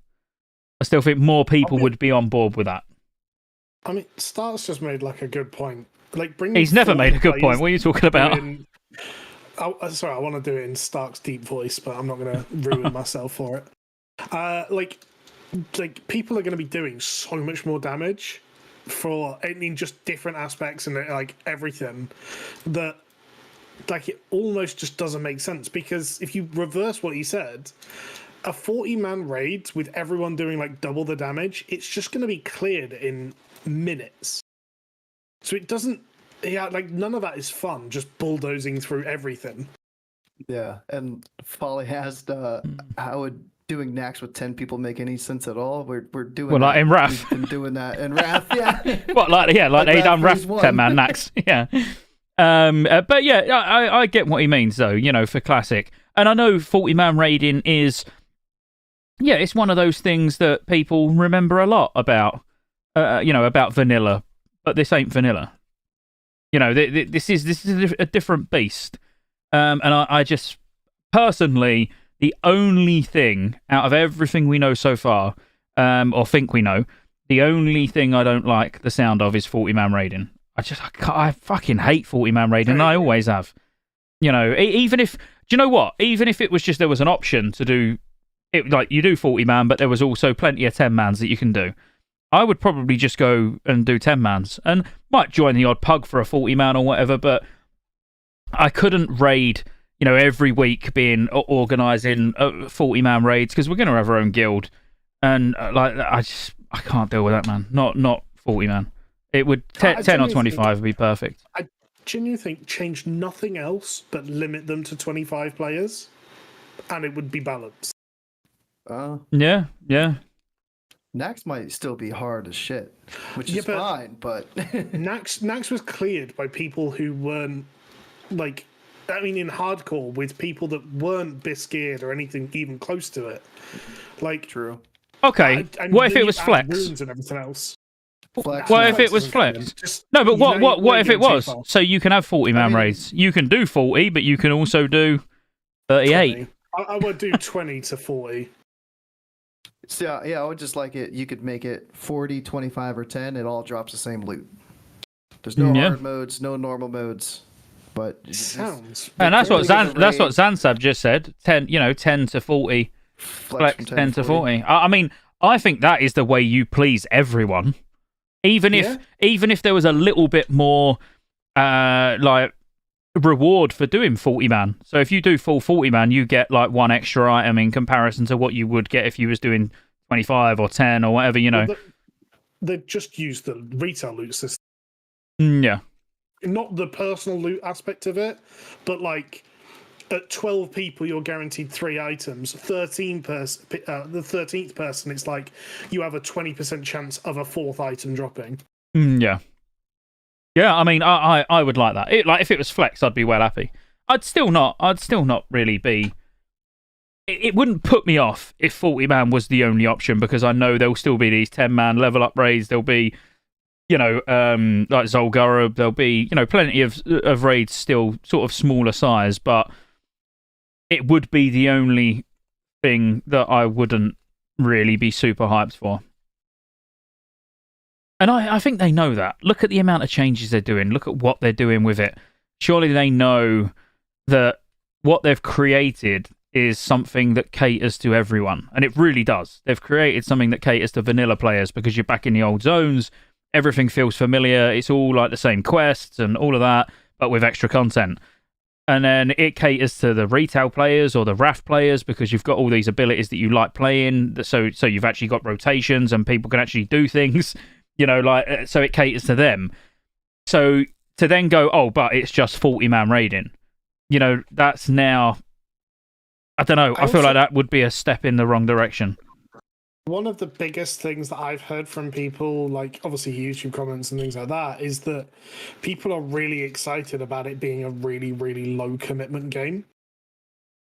So, it doesn't matter if you don't log, if you get to 25, do your raid and log off for a month or 2 months, and then obviously then flipping that on its head and going, yeah, but 40-man raiding kind of doesn't make sense. Yeah. So I do feel like it's something that they'll consider as they go along. I would. You can clip this now. You can remember what I say. I truly think this season of Discovery is going to turn into. It is not. I see. It's not what I would have ever written down as being Classic Plus, but I do think it's going to turn into the next iteration of Classic, whatever you want to call it.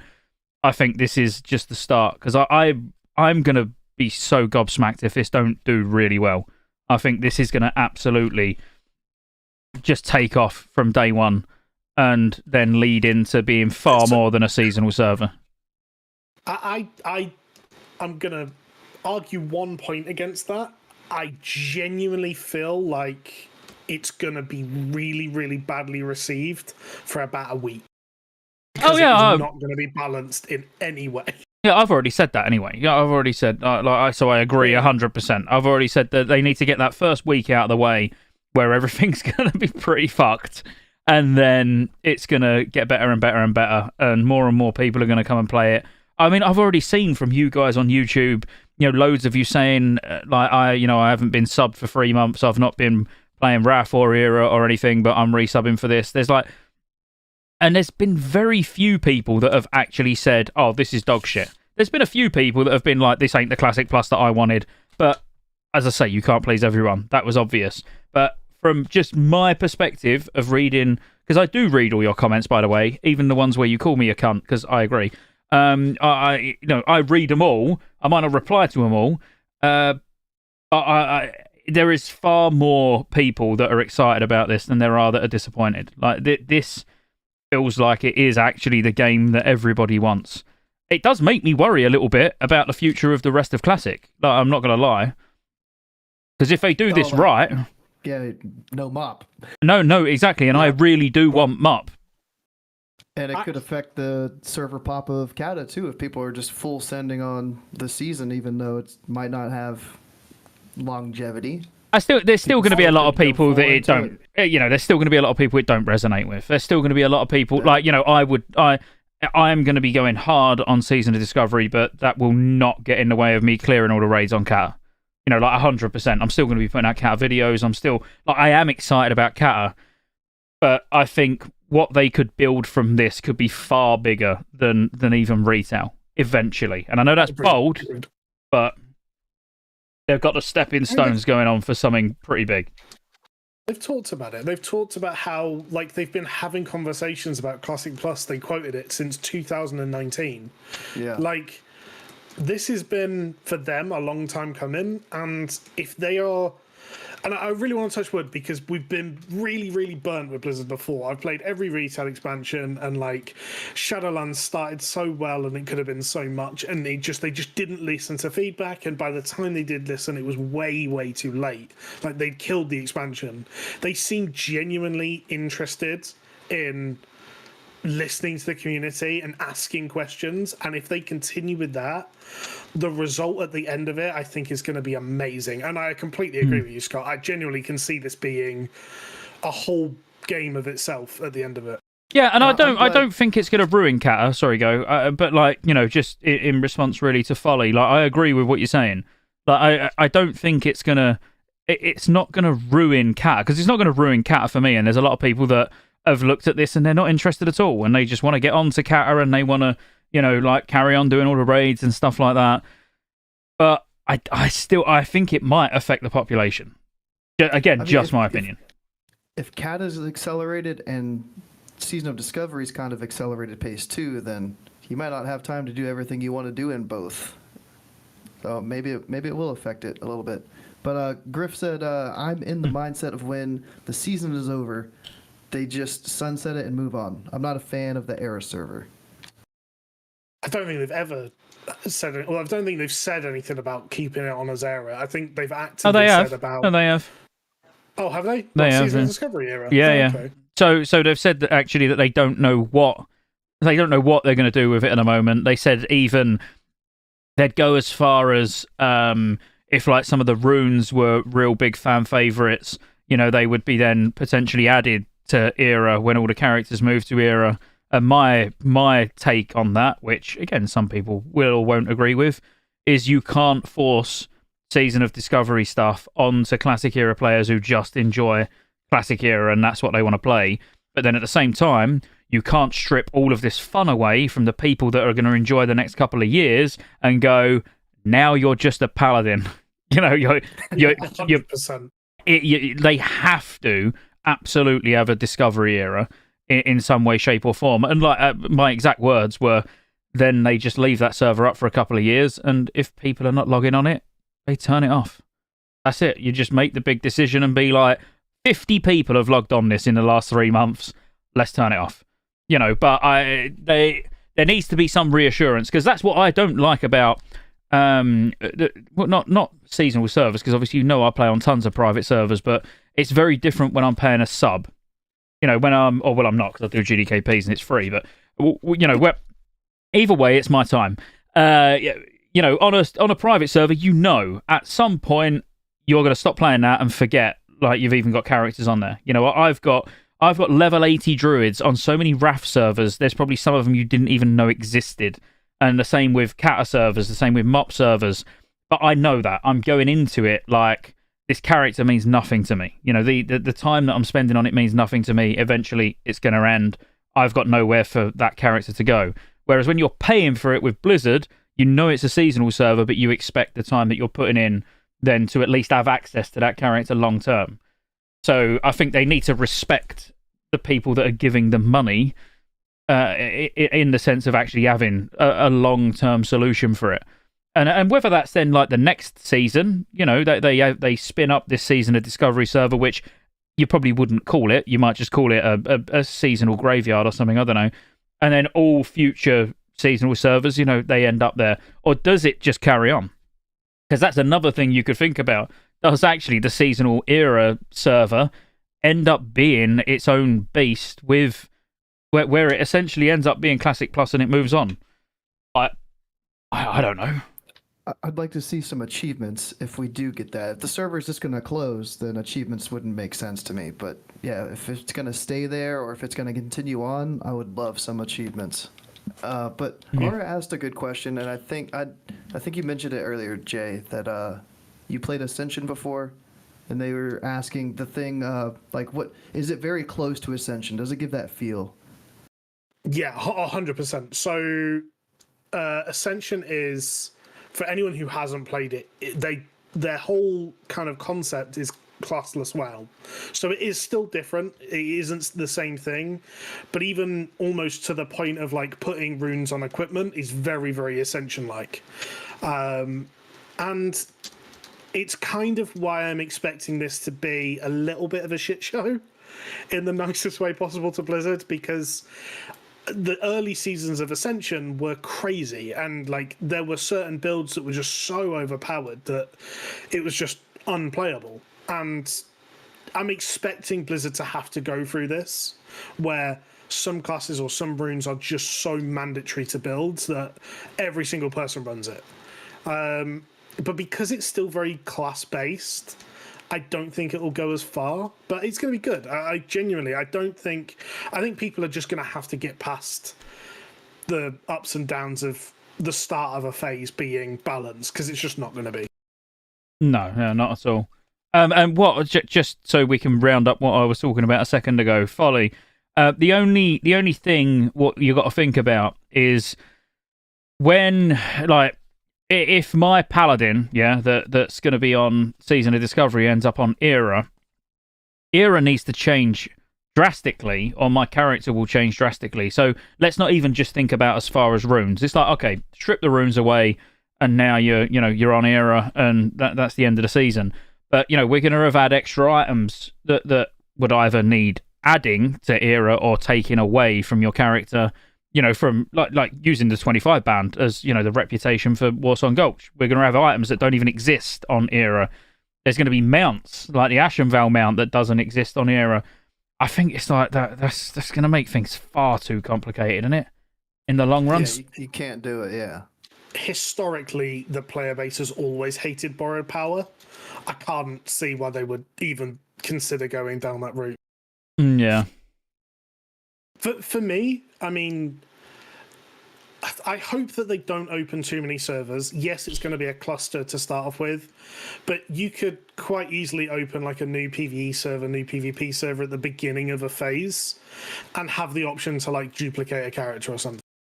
So like I could have on server A my 25 that's max level 25, fully bisque gear. I get to queue into Warsong Gulch, get to go and do Ashenvale, but I can also take that character to another server and progress it through the next phase.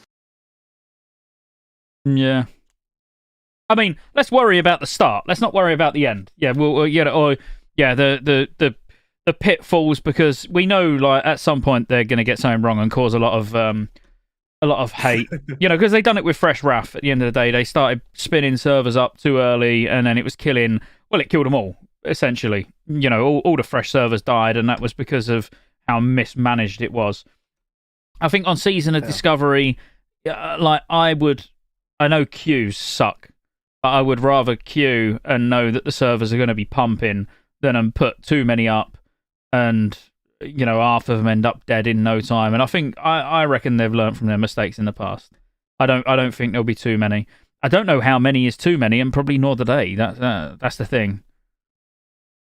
Griff asked a good question. Will they give you the ability to lock you at 25 when the level band goes to 40? Because you couldn't turn XP off in vanilla, but you can in Classic though. Classic vanilla, you could. No, in Classic now, like Classic Era, I believe you can. Oh, Classic Era, you can now.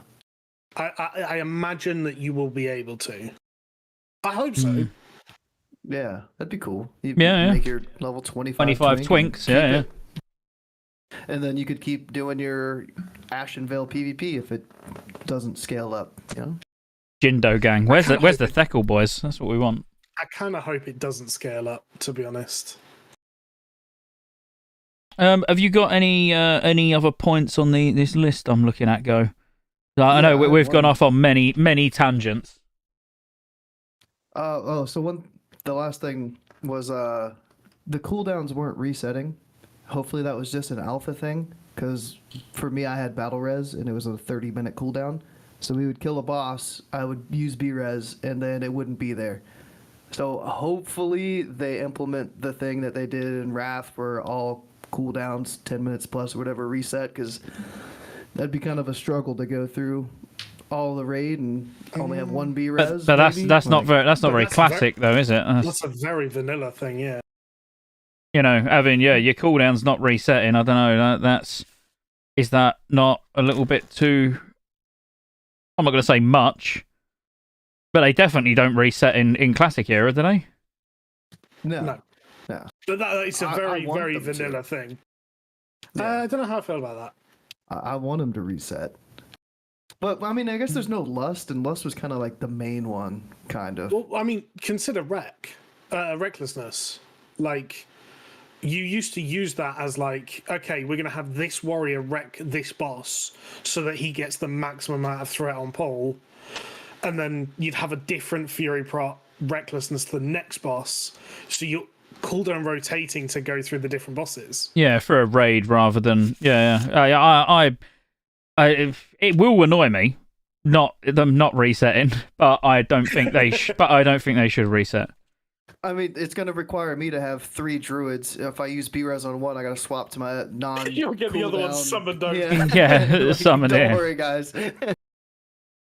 Who knows? I mean, because that's just one example of one cooldown. Like, I don't know if any other classes have. Lay on hands is like an hour cooldown, isn't it? Yeah. And you specifically use it. Like, again, it's another cooldown that is actually used throughout the raid. You used to lay on hands people so they had the extra armor on certain fights in Nax. So what do you think about if we was to have however long we've got left and talk about some of the runes for the different classes, or what it looks like the general play style is going to be? Like the mage healer, like that's real. I mean, we know exactly what it is. It's basically a Cataclysm Disc Priest. It's not far off, but like I think that's really interesting. Like, I really like the way the mage looks like it's going to heal, where you channel for 3 seconds on as many targets as you want, but one at a time. And then when you're doing arcane damage, it's healing them. And then you can rewind time over the last 5 seconds. And there's some really cool interactions there. And out of all of them that I've looked at, for anyone who knows me, like a mage is normally the last class I'd ever choose to play. But that looks really, really interesting. The mage healing was pumping because we did that second boss, the turtle boss, Gamora, and if you aggro the boss before you clear the room, every single little turtle gets aggroed with the boss, and that's what happened to us. And mage healer, and I forget what other healer we had. I think it was a priest, but we handled it. We were fucking gaming. And shout out to Quizzy, I think her name is. I hope I said that right. And Tuna Tornado. They got me into a 10-man group with them, and we went in there and smashed it. But yeah, dude, mages were pumping on heals. It was sick. When you say smashed it, what, as in you cleared it all no problem? We got to the last, we're wiped on the first boss. I don't remember. I don't think so, but we got to the final boss, the third boss. Got it to like 2%, and then our time went out. So it was right. We were sitting there like, come on! Hang on, final boss, is there not like 7? Well, we only had access to the first 3. You just had access to the first 3. There was a wall. Well, so tell us about, before we worry about runes, tell us about the raid. So tell us about the 3 bosses that the mechanics, is it difficult, or we know that you don't use weak auras because you're just too good for all that shit. So well, nobody had them, so No, but they're like on an even playing field. you always play just using your eyes, which always blows my mind. But so tell us a bit about the raid. Yeah, I don't think the trash really changed much. Maybe there was a couple extra mobs in there because there's an item you had to click on underwater before you even got to the first boss to be able to activate it. And Warlock underwater breathing buff was clutch because you would run out of breath in like 10 seconds. It felt like people were dying because they ran out of breath. They didn't realize it. So it was even a challenge just to get to the first boss, not knowing what to do. But once we got there, it's the platform boss. And there's a mechanic where it gives you like a debuff on one of the players, and then it knocks people away after a couple seconds. It was frustrating as hell, dude. Like, you'd finally get back up onto the platform, and then you just get knocked back off. Like, Melee were, like, raging at it. I watched Staff playing a rogue, and I swear to God, I didn't see him hit the boss. Yeah, It'd run round, it'd jump up, it'd fall off. It'd run round, it'd jump up, it'd fall off, and it was like literally that over and over again. I was in hysterics watching it. Actually, it was one of the best things I've ever seen. There was buffs in the water that gave you like increased swim speed and movement speed, but that would just make it harder to do the jumps because you're trying to like run up the little ledge to get back onto the platform, and then you mistime it because you're not used to having this 100% increased speed, and then you either overshoot it or you jump and you weren't angled right because you clipped something, and then you fly back into the water. And Yeah, it was crazy. What was any idea roughly what the range was on the actual like the knockback, so the explosion? So someone got the debuff. If you was to hazard a guess, did you sort of any of you work out roughly what it was? 12 yards, 20 yards? It was almost like if you were on the same little platform as them, like you were just gonna get knocked off. But there were a couple spots where you could stand and you could get knocked up and then hit the ceiling and kind of land back on the platform. So it was kind of just more of an interrupt. But so there's people going to find spots to stand and make it pretty easy, I think. And then I think let's say it was kind of like Lich King right now. I think at like 70% or 60%, there was like a big AoE damage. Everybody got brought down to 10% health or something like that. And then again at 30% or so. And that was the scariest part of the raid. But outside of that, it was just trying to get to the boss to be able to damage it. But like, if you had to rate it, then we're going to talk about the first 3 bosses. This is the first one. Difficulty out of 10. We're talking. You've got a group like there's me, you, Jay, Super Trip. Well, not Super, no, because that will make it more difficult. I don't know, other good players. Like, what would you rate it out of 10? 10 being the hardest. It wasn't very hard because even on this, you could just run back in. I don't know if that's going to make it to live where you can't re-enter the instance because, we would die and we would just be right there. Maybe it would depend on where the graveyard's at because this was probably just confined to here, so you didn't have to run back as a ghost form. But I would say difficulty-wise, it's like a 3, but annoying-wise, it's more like a 9. Like, it was an annoying as hell fight. Okay. Yeah, not very difficult though, I was going to say, when I was watching and what I've watched since actually watching it live, obviously it didn't look particularly difficult. It was people just not moving away from the person with a debuff. As long as your healers are halfway decent, then you're good. Because I don't even know if we had a tank. Maybe that was our issue. Like because the tank wasn't on a platform in melee range, he knocked people up more often. I don't know. But yeah, you could maybe just have everybody go to a range spec and just try to nuke it down. And yeah, just stand down on the beach, stand in the water. Don't even worry about running back up to the platform. And how long? So you've done the first 3 bosses. You said did you kill the third boss? We got it to 2%, but other people like Sark's group, the gamer group with the devs playing with the devs who knew the mechanics, they cleared the first 3. They cleared them all, and it was like 30 minutes.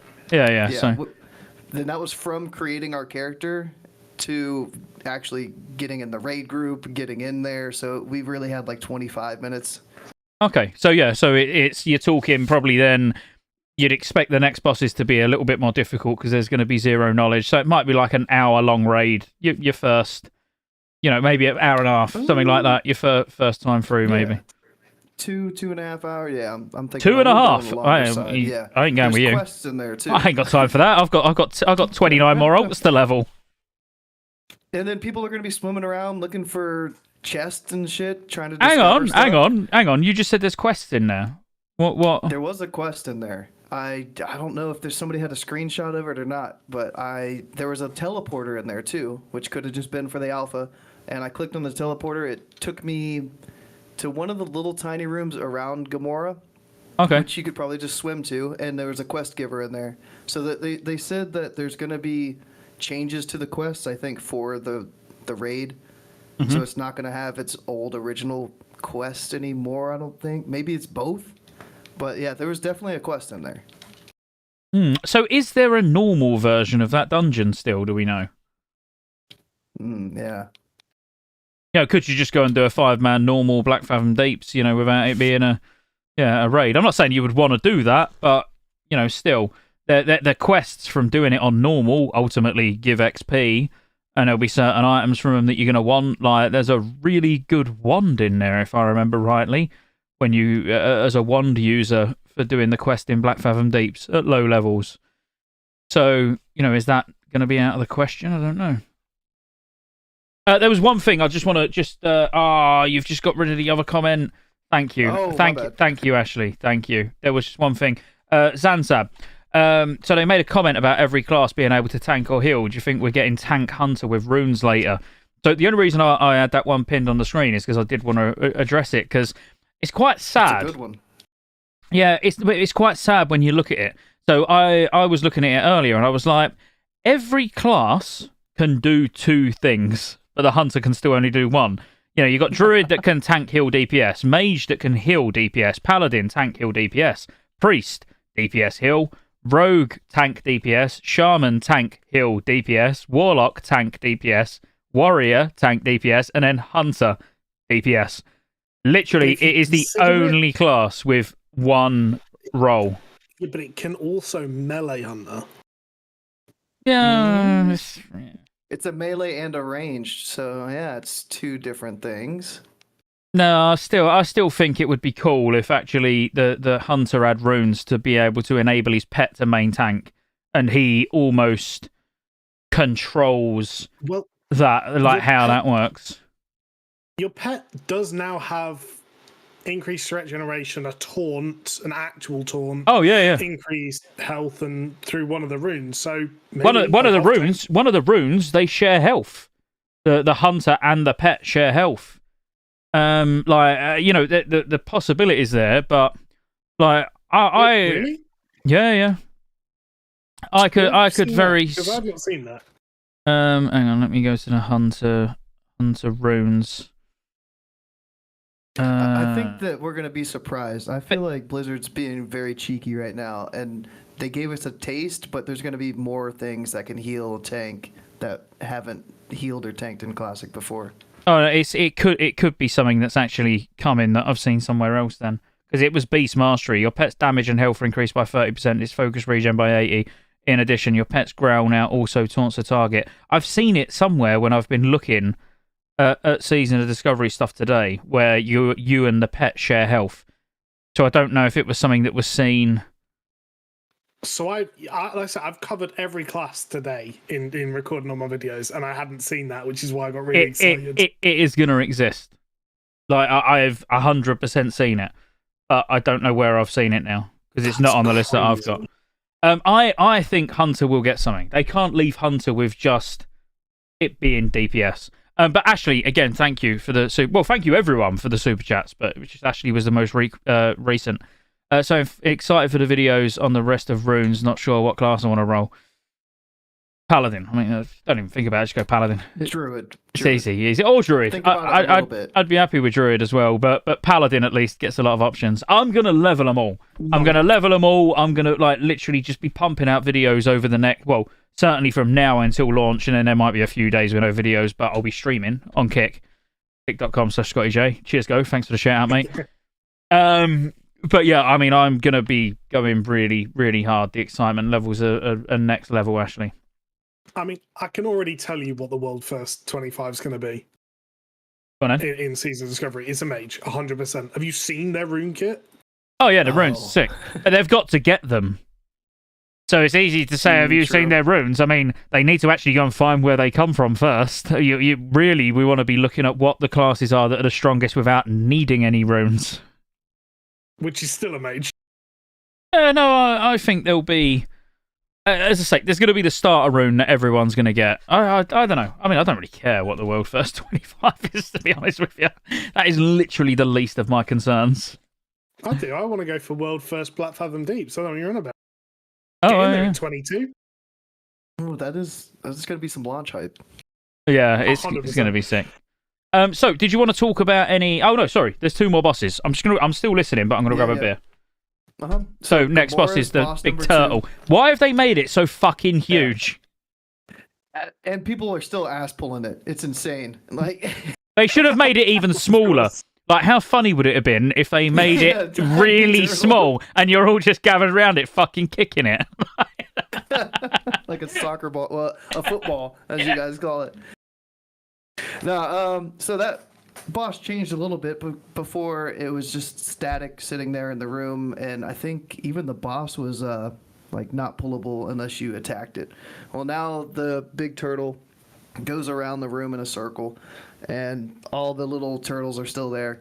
You got to kill all the turtles. Well, you don't have to, but to make the fight easier, you kill all the little turtles, then pull the boss. And then the boss had a big shield I'm sure somebody in chat knows how to break the shield. Everybody just kind of said, screw it, like there's a shield, cool, and would just DPS the boss. And then there was lots of little water globules that would come out of the boss, and if you hit them, they would explode, knock you back. So it would be like that minefield in not Ice Crown, Storm Peaks. If you go into the minefield, you hit one mine, it bounces you around, and it could cause you to kill yourself or your teammates if you're getting hit by all those. So it was kind of just like avoid the little globules and pump the boss. Yeah, I was really hoping that they would have took inspiration from. I'm sure it was it Jay? You might remember. I can't remember whether it's Throne of Thunder. I think it was Throne of Thunder with a big turtle boss. You know, where the other little turtles would spin around and shoot out in lines and knock you back. Like that would have been great if all the little turtles, just span around on their shell and you had to dodge them. Mario Kart. Yeah. You have some red shell, some blue shell, some green shell. Yeah, man. Cool, but easy boss? Is that literally it? Avoid globules and nuke the boss? That was the easiest of the 3 bosses right there, for sure. Okay. The only reason people were probably wiping on that was if they ass pulled it, and all the turtles came with the boss. And then third boss was I don't know what her name is, the serpent lady that's underwater in her own little cave. Yeah. And so you would just swim underwater, get over there, and there wasn't much trash in that room at all. But she spawned with 2 ads, and I think if you kill those 2 ads during the fight, they were on like a respawn timer. They would come back, like one new one would spawn every minute or so. Those ads gave a debuff to your tank. So if you killed those, you would have the chance for the debuff to fall off. Or the only other thing I saw was there's traps on the ground, and if you stood in the trap, it would freeze you. But if you kited those over the trap, it would freeze the mob. Quick, Jay, what boss springs to mind? Quick, Jay, say it. Yeah, they've definitely been working on Kata when they've been doing these raids, haven't they? That is literally Shanox in Firelands. Oh, okay. Well, yeah, that was Lady Cerevis. Hopefully I said that right. But yeah, like that was the mechanic for that one. And if the stacks got too high in the off tank, then that would probably be a wipe, because then those ads would be running loose. And it is Shanox. It's literally Shanox. So you would have to so you'd have to freeze the ad so it didn't keep applying stacks to the tank. Is what you're saying? So you could just full nuke the boss. Yeah, that is literally Shanox. If you tried to kill the ads, there would just be too many ads that would end up spawning. Yeah, we need a blood DK, Jay. We need a blood DK to tank the boss. Blood DK, a marksman hunter, and a group to stand on another ledge. Oh wow, that is funny. I can't believe that is. Yeah, I mean, that's cool. I like that. I mean, I'm more looking forward to Raggy now in Molten Core, just in case he stands up. Can you imagine? Like, they've said nothing, and it's like the first group gets to Ragnaros in Molten Core, they kill it, and he just stands up out of the fire. What about lose their minds? What about, Jay? If you're like, right, everyone ready? Pull in, and you pull, and instantly a fire trap goes down. You're like, hang on, this weren't here before. Yeah, no, that would be awesome. I mean, who knows? It wouldn't surprise me. Like, really wouldn't surprise me. They're going all in, so let's hope they go far enough. So where would you rate that boss? Was that the hardest one of the 3, would you say? No, that was number 2. So it was like the first boss was the hardest, just because you get knocked off the platform, does a lot of damage. The second boss, or that boss is probably the second hardest, and then the turtle one was the easiest. Okay. And I assume, and you wiped on like 2% or whatever, so you didn't actually, you couldn't see anything else anyway, but... Alright, that's good. Can we take a minute to appreciate their items as well that they've made for Black Fathom Deeps? Clam Weave tunic. Yeah. Yeah, it's so good. Dude, there was memes in their office, like when they were doing the tour. There's memes like on these things, like their spirit, like their energy and their passion is just like coming out in full force. Like they're fully into this, like embracing the memes. I love it. Yeah. It's cool. Yeah, it's good. It means we're going to get something that's fun. You know, and as I say, that ultimately that's what I see Season of Discovery as. I think it's going to be something that's just, it is fun. You just need to accept it for what it is, and you're going to have a good time. Right, okay. Well, that's the 3 bosses anyway. I mean, that's awesome. Like we should be able to kill those 3 fairly quickly now. We've just had a full guide from Go. Oh my gosh. I'm waiting for prog. Yeah. Black Fathom Deep's heroic prog. The bosses should fall over though, with everybody fully geared and prepped, consumed and stuff. Like some of these mechanics might not even work the same at all because we're just going to be blasting through them. But it was nice to actually see the mechanics though, you know. So maybe they even tweak and give the bosses a little bit of extra health. It'd be good if they just threw in extra mechanics, just randomly. Yeah. Just fit, yeah. So you go in and you're like, oh, well, I've done these 3 bosses already, and they were just completely different. They switched the mechanic. They put the mechanics on different bosses. Oh yeah. Instead. So yeah, the turtle mechanics should actually be on the first boss, and yeah, they just rotate them all around one. The thing is, though, they're interesting. Everything you've said, they're interesting mechanics. You know, you've got like a sort of Baron Geddon bomb, if you like, type ability. You know, on the first boss. Yep. Second boss, all right, just stuff to avoid. Third boss is like Shanox. I mean, what are the other ones going to be like? You know, they genuinely could be pretty wild. And it sounded like they tuned the last boss really hard. It was just the way that they announced it. They do when they keep did the talking 4 of about them. like good luck on the last boss. Yeah. It's like, what is that supposed to mean? Good luck on the last boss. It's going to be like a 15-minute Lich King encounter. Yeah. Well, it's a Hydra, right? So I'm hoping lots of tank damage. Maybe the heads start fighting each other. You have to Like a attack the chimera- head. Like Chimeron Chimeron, yeah, exactly. So I'm thinking, There'll be that orb at the back of the room. It'll be there. You know what? Normally you teleport out, but you actually use that to activate a little gnome that fills the room with gas or something. Who knows? Like, it's going to be Chimeron, isn't it? Yeah. Oh, I kind of imagine like secret boss tech, kill the boss, and there's just another one sat behind it. I got some story time really quick here. So I was that first in line in the queue for the alpha test. So I was just me and 9 random other people. And when they formed the group, they were like, all right, we need 2 healers. We need 2 tanks.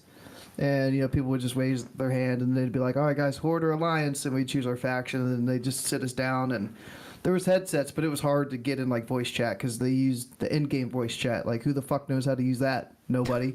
So it was like clear comms. Like nobody was talking. Like maybe somebody would chat in the raid chat.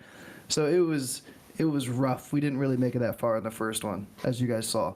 But Bob was there with Ampi, who is the raid lead of like the hardcore classic guild.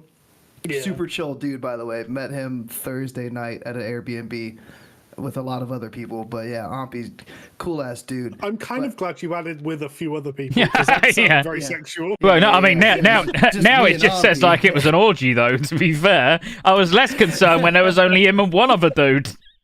I mean, it was Crix was there, you know, Grace for Days, Lesamos, Only Black Smoke, you know, all the homies were chilling. And but yeah, so Bob and Mel were with Ampi for the alpha test, and Ampi's like a raid lead. He's super serious. He's trying to like get through this and like have it clean.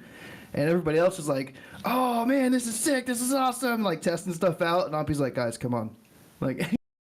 Like stop pulling. We need to man up. So poor Ampi like was struggling trying to like keep everybody else together. Yeah, that's what I'd have been like. I'd have been calling them all cunts, even though they're sat right next to me. You'd have got G kicked without a guilt. Yeah, I'd have got removed from the computer for bad language. They'd have been like, "That's your 30 minutes up." I'll be like, "I've just sat down." Can you imagine if someone put a ticket in for you? But anyway, all right, cool. So we've covered the bosses in BFD. We've spoke a bit about Ashenvale. We haven't really spoke about runes. You know, for the classes, I've spoke a lot about Paladin, but I feel like, you know, having a quick run through, get people hyped up for, you know, what class they're going to play potentially. I've got all the runes open in front of me. I can stick a link in and we can just work our way through. Look for it, yeah. Yeah, because I haven't looked at them all either, and maybe it'll make me want to have an alt, especially at the level 25 bracket. Because Do we just I miss skip Mage. Paladin then? Yeah, we ain't got to no. talk about Paladin. We've covered Paladin. I think, yeah, look, we'll start with Mage. I think Mage is a really interesting one because I mean, being a healing mage, that like I want to do it. I am going to do it. Like it's really cool. So do you want to like read through some of the abilities? Go. Sure, yeah. There's for the chest slot, there's Burnout, Fingers of Frost, or Regeneration. So Burnout increases your spell crit chance with all spells by 15%, but your non-periodic spell critical strikes now have an additional mana cost of 1% of your base mana. And it's got a fire icon, obviously, so looks like you can choose fire, frost. Oh, there's arcane stuff down there, too. I was like, is there going to be like a fire build, like a frost build? But it looks like you're going to be able to mix with everything else. But Fingers of Frost gives your chill effects a 15% chance to grant you the Fingers of Frost effect, which treats your next 2 spell casts as if the target were frozen and lasts 15 seconds. And then Regeneration is your healing one. Heals the target for 485 health over 3 seconds and applies Temporal Beacon for 30 seconds. Records the subject's space-time position. 100% of all arcane damage done by the caster will be converted to chronomatic healing and divided among the caster's current temporal beacon targets. It's a mouthful. Thanks for letting me read that, Scotty. I appreciate it. Yeah, now explain what all that means. And then there's one more chest slot. Sorry, they have 4 options here. Maybe this is the arcane one. You deal 10% more damage while you have more than 70% mana. While below 30% mana, 10% of your mana regeneration continues while casting. And that sounds very like arcane specky. Mm-hmm. I mean, the like burnout for fire is going to be obviously pretty insane. And again, like you don't know what future runes you're going to see to know how well these synergize together. You know, because you would imagine that they've got a pretty good idea on what some of these are going to lead on to.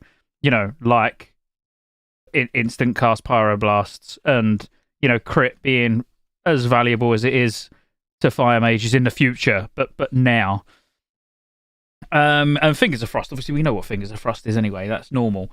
But I go with the glove ones, go. Tell them about the glove ones because rewind time is insane. All right, while I do that, can you post that link in Kick, maybe YouTube too? Or Shocktide was asking for the yeah. All right, for the gloves, we've got rewind time. Your current target. No, this would bug the fuck out of me. They're like not in the same order, spell school wise. Living Bomb should be on top. Who wrote this article? Rockman, bro, come on. Yeah. I moaned about Rockman in the in the Druid video that ain't came out yet, and you'll understand why when we get to the Druid section. I met him Saturday night. Super cool ass dude, by the way. I love Rockman. Yeah, the gloves. Rewind time. Your current target with your temporal beacon instantly heals all damage taken over the last 5 seconds. Ineffective on targets that did not have a temporal beacon 5 seconds ago. What? That is crazy, by the way. Then we've got Living Bomb. The target becomes a Living Bomb, taking fire damage over 12 seconds. After 12 seconds or when the spell is dispelled, the target explodes, dealing 72 fire damage to all enemies within 10 yards. That's like it is now in Wrath. So I think people might be confused by rewind time. Did you? I mean, I know how it works. Do you know how it works? Otherwise, I'll explain. Jay, do you want to explain it? I mean, yeah. If it's so, you're putting temporal beacons through other abilities. The temporal beacon itself is just a buff that is on the target, right? And while it's on the target, you're getting things like healing from other abilities, like arcane damage and things like that. Rewind time, if they've got a beacon on them and taken damage in the last 5 seconds, it'll just heal it. So if they've got 1,000 health, they've taken 500 damage in the last 5 seconds, pressing that button will just heal it back up, which is insane because, like, that's a huge burst heal. And it's not like beacon is. It's not like a paladin's beacon where it can only be on one person either. It's like, you know, you do like a channeled ability. I forget what it's called, but there's like a channeled ability. I think it's called regeneration actually, but there is a mass regeneration rune. But there's one called regeneration where basically you'll channel on that target, and it will do, you know, X amount of healing over 3 seconds, but leave a beacon on them.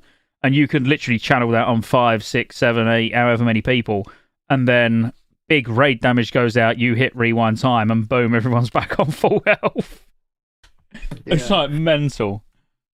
Yeah, it's only single target. It is single target. Huh? It wasn't what I was looking at. You could put beacon on multiple people. No, so rewind time is single target. Oh, your current target. Oh, I see. I see what you mean. Yeah, beacon you can put on as many people as you want, and then spam. Well, I mean, I'd imagine it might have like a 30-second timer or something like that. But you can put it on multiple people, and then if you was to like be using arcane missiles, then all of those people that got beacon, assuming that you use not regeneration. There was a rune, wasn't there? Or it might just be an ability. Might just be an ability where then when you're doing arcane damage, it will heal all the people with beacon. It just describes it in one of the things. Let me see if I can find it. 100% of all arcane damage done by the caster will be converted to chromatic healing and divided amongst the caster's current temporal beacon targets. Where are you reading that? It's interesting that in regeneration. Oh, it's in regeneration. It's interesting that it's divided as well. So, like, you're gonna get like if you've got 10 beacons out, you're gonna heal each person less than if you've got one beacon. Yeah, so it'd be useful for raid healing or tank healing. You know, you can just go, right, I want it on the tank. He's about to take massive damage, and then you're pumping. Or, you know, there's going to be, like, pulsing AoE where it does smaller amounts of damage where you could afford to blanket beacons across multiple people. I mean, it makes me want to play a mage. Because that just sounds so interesting. So it's like that first boss I was talking about, how it takes everybody down to like 10%. You know you're about to push that threshold. You get that or the shit lined up, and you just top everybody back off immediately. I genuinely think that, like, you might even run like 2 proper healers and then a mage healer for harder content. Yeah, so it's like the hybrid. Similar to Atonement. Yeah. Yeah, and how much damage are they going to be doing? You know, could they still potentially be, let's not say top DPS, but, you know, like 3rd, 4th on the meters? Like, they could still be pumping pretty hard, but at the same time keeping people alive. Even if you just relied on them to be the tank healer. So it was like, right, we'll have 2 raid healers and we'll have a mage. So you could have the mage that just keeps temporal beacon on the tank at all times and then pumps. That's it. It literally just pumps. Because how does that read? Records the subject space-time position, 100% of all arcane damage. Like, is that permanent? Is it like Atonement where it's always active as long as you've got the regeneration rune? Because it reads as like 2 different things, don't it? Heals the target for 485 health over 3 seconds and applies temporal beacon. But obviously, so they've got temporal beacon. So for the 30 seconds that they've got that up, you can just pump the whole time. Yeah. So you could literally just be a tank healer. And that's it. Like, your job is just the tank needs to stay alive. You use regeneration, the rest of the time you're just pumping. Yeah, 100%. And then you've got 2 raid healers that are looking after everyone else, or 1 raid healer that's looking after everyone else. I mean, that's pretty mental. I mean, they're also going to be just like a very good raid healer as well. Yeah, so mass regeneration heals all of the target player party members within 15 yards of the target for 262 health over 3 seconds and applies beacon to each of them. So that is the same, but just to everyone, and then it's the same. Yeah, so regeneration and mass regeneration are the same, but that's either you use it as a party heal or a single target heal. But if you just use regeneration, you could then put it on 2 tanks. You know, so if you've got 2 tanks taking split damage, you could just regen one, you know, for 3 seconds, then regen the other for 3 seconds, and now you'd start pumping. And then when the first tanks is on like 27 seconds, you'll refresh that, you'll refresh the other one, carry on pumping. Man, I mean, what an interesting playstyle for a healer. I'm in. My second character confirmed is going to be a healing mage. You heard it here first. What's not on this rune list though is the cooldowns on these, and if it's casted or if it's instant. So some of these might have a bit of a cooldown to them, which still makes them great. But yeah, I don't know if any of these in particular have like a 1 minute cooldown. Regeneration definitely didn't, because I saw it being used. Regeneration definitely has 0 cooldown. Mass regeneration, I don't know. I'd like mass regeneration to be something akin to like for those of you that have played retail or Disc Priest in the last few expansions, like Holy Radiance, where it has like cast time, probably quite mana intensive, but it just applies your atonement style effect to everyone. Yeah. Yeah, which is probably what they'll go along the lines of. Yeah, James, if you can check the cooldowns and let us know, that'd be great, mate. Sorry, Go, do you want to carry on through the other ones? I mean, like, I got to admit, DPS Mage I'm not excited about whatsoever, just because it's not really it's not my jam. But Healing Mage, man, this that's pretty fucking sick. All right, so we're back on the gloves still, right? We got Rewind Time, Living Bomb, Arcane Blast. Blast the target with energy, dealing arcane damage. Each time you cast Arcane Blast, the damage and healing of all other arcane spells is increased by 15%, and mana cost of Arcane Blast is increased by 175%. Each effect stacks up to 4 times and lasts 6 seconds, or until any other arcane damage or healing spell is cast. Yeah, so that's the standard sort of arcane rotation would be like blast, blast, blast, blast, and until you have 2 phases as an arcane mage, as in a burn and a preservation. So like that. So we're looking at Rewind Time, aren't we, as the healing ability? But Arcane Blast could be the big tank healing ability. So you put in regen on the tank, and that's your chest rune. And then you're taking Arcane Blast, where you're going to pump really hard, but obviously you're going to do ridiculously big single target heals and damage. Yeah. And the only thing that you're up against is your mana. It's all just about managing your mana. Like, you almost become a bit of a holy paladin, in terms of like it is just playing the mana game, but you're doing ridiculously big like single target heals. Oh god, they're going to ask for Innervate during that.